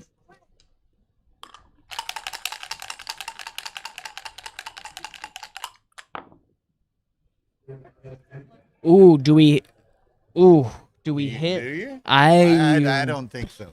I don't no think there are gammons in enough this. gammons. Yeah. All right. Let's just play. Yep. Yeah. There you go. I don't Not think enough I gammons. don't think there are enough there. His time's out. He timed out. Screwing with it. That's it. No, I'm saying you ran out of time. Oh, you have no That's time. it. Oh, you, oh. Oh my gosh. With that 4-1. No, he timed out. Steve knew. Timed out. That's It it. was before you made the play. It's over. Finish. Amazing. Amazing. Wow. You What don't, a way to you end. don't see that too often in a championship. I guess his mind went off of it for a second. Yeah, and it wasn't. It was at 4-1, which is. I mean, he was at the point he just Wow. had to play. I mean, we were talking about it, I- right? You can't think role you play. have to play, and he timed out. Wow. Crazy. Okay, folks, 10 p.m., which is 4 hours from now, we resume 2 streams. There'll be 2 round of 8 Monte Carlo Open matches. So good night. For now, 10 p.m. All right, Bill. Thank See you. you then. Thank you, Joe, so much. You want to shut this off here? Yeah. Tara, can you shut this mic off? How to do it since you're doing. Okay, up is on. We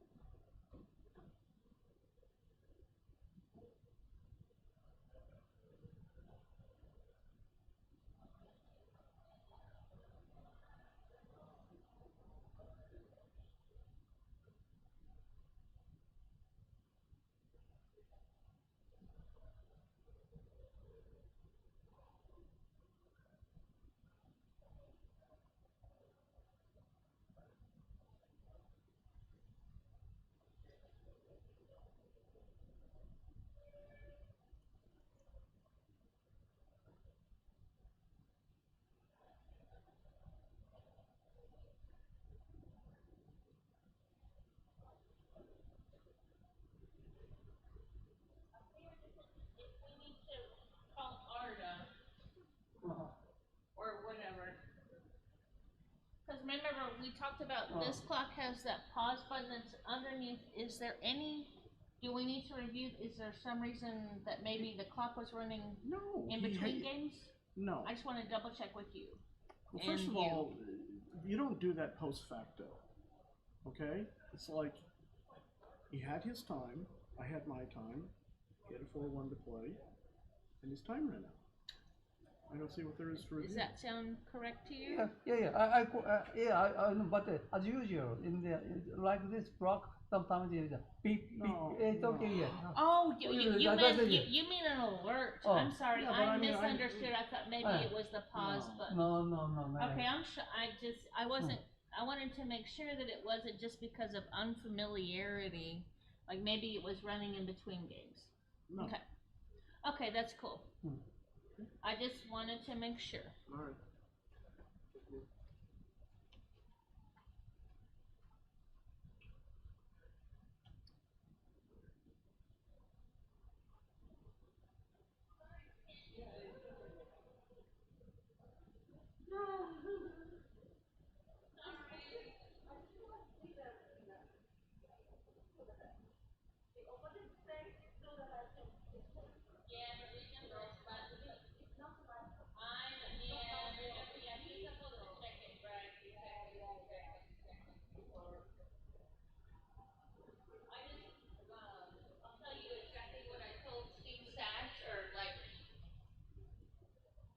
Requested that Steve's.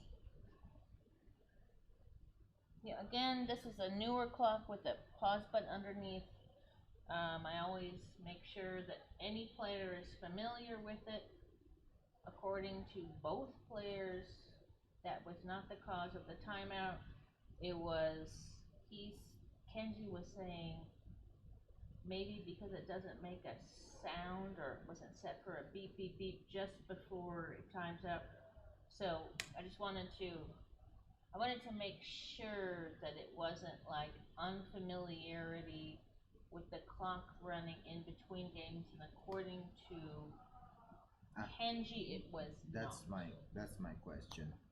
Maybe we can check if he lost some time between the games. No sound, nothing, it's not my problem. But if he lost some time between the games, then he can have an argument. Yeah, like I said, Kenji says no, that wasn't the case. Do you confirm this? I would have to review every single game. I can't confirm it because I Can I review? watch.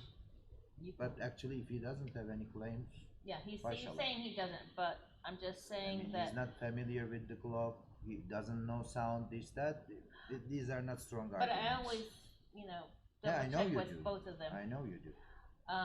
But anyway, I just wanted to make sure that you knew that I did make, I know want to you just do. double check to make sure that that No wasn't problem. the case. Just if he lost, like, for example, 1 minute between two games, then he should have an argument.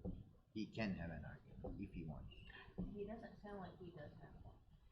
Yesterday, The somebody only, timed what out. he stated was he wishes that it like would have an alarm, but I mean, you know, That's not a strong argument. right? This is the clock you are using here. Yeah, yeah. I mean, no, none of them Yesterday, have really. somebody timed out. Mhm. The other one didn't notice. Mhm. And when the person who timed out, this is the home board, Mhm. it was like this and it was the last roll. Mhm. Someone from outside said, but he already timed out. He timed out. White. This is the home board. White timed out. Oh, you mean with one checker left, a bigger arm? No. Then he was having, let's say, 4 checkers. Oh, But he okay. didn't notice. So they kept on playing. Ooh, When yeah. this was the position for white, which is Jin, Mhm. somebody said, but he already timed out. They called me. Somebody said is wrong by itself, but the moment he noticed is the moment I can rule. And he noticed this at this gym position means match is over. He wins, no matter he timed out, because this is the moment this is noticed. But he brought this to the committee, and the committee said because he agrees that Wait, explain to, because I'm a little confused with all Okay. of this. So what was the original position at the time of the timeout? It's so everything else is off the board. So we're yes, gonna these look are at this. combo. Okay. I'm just giving you an example. Okay. Because I Let's don't say, really get let's it. say like this. He times out. So white times out Yes. before he rolls. Yes.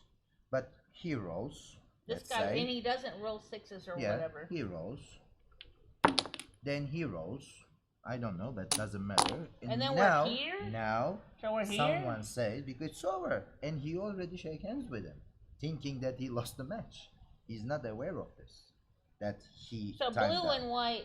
So blue one accepts basically the loss. resigns. Yeah, Okay. because it's a gin. Yeah, but yeah. someone says about, hey, he timed out like 2 So, rolls before. so white roll. Okay, yeah. And they call me for me because this is the moment I'm called here.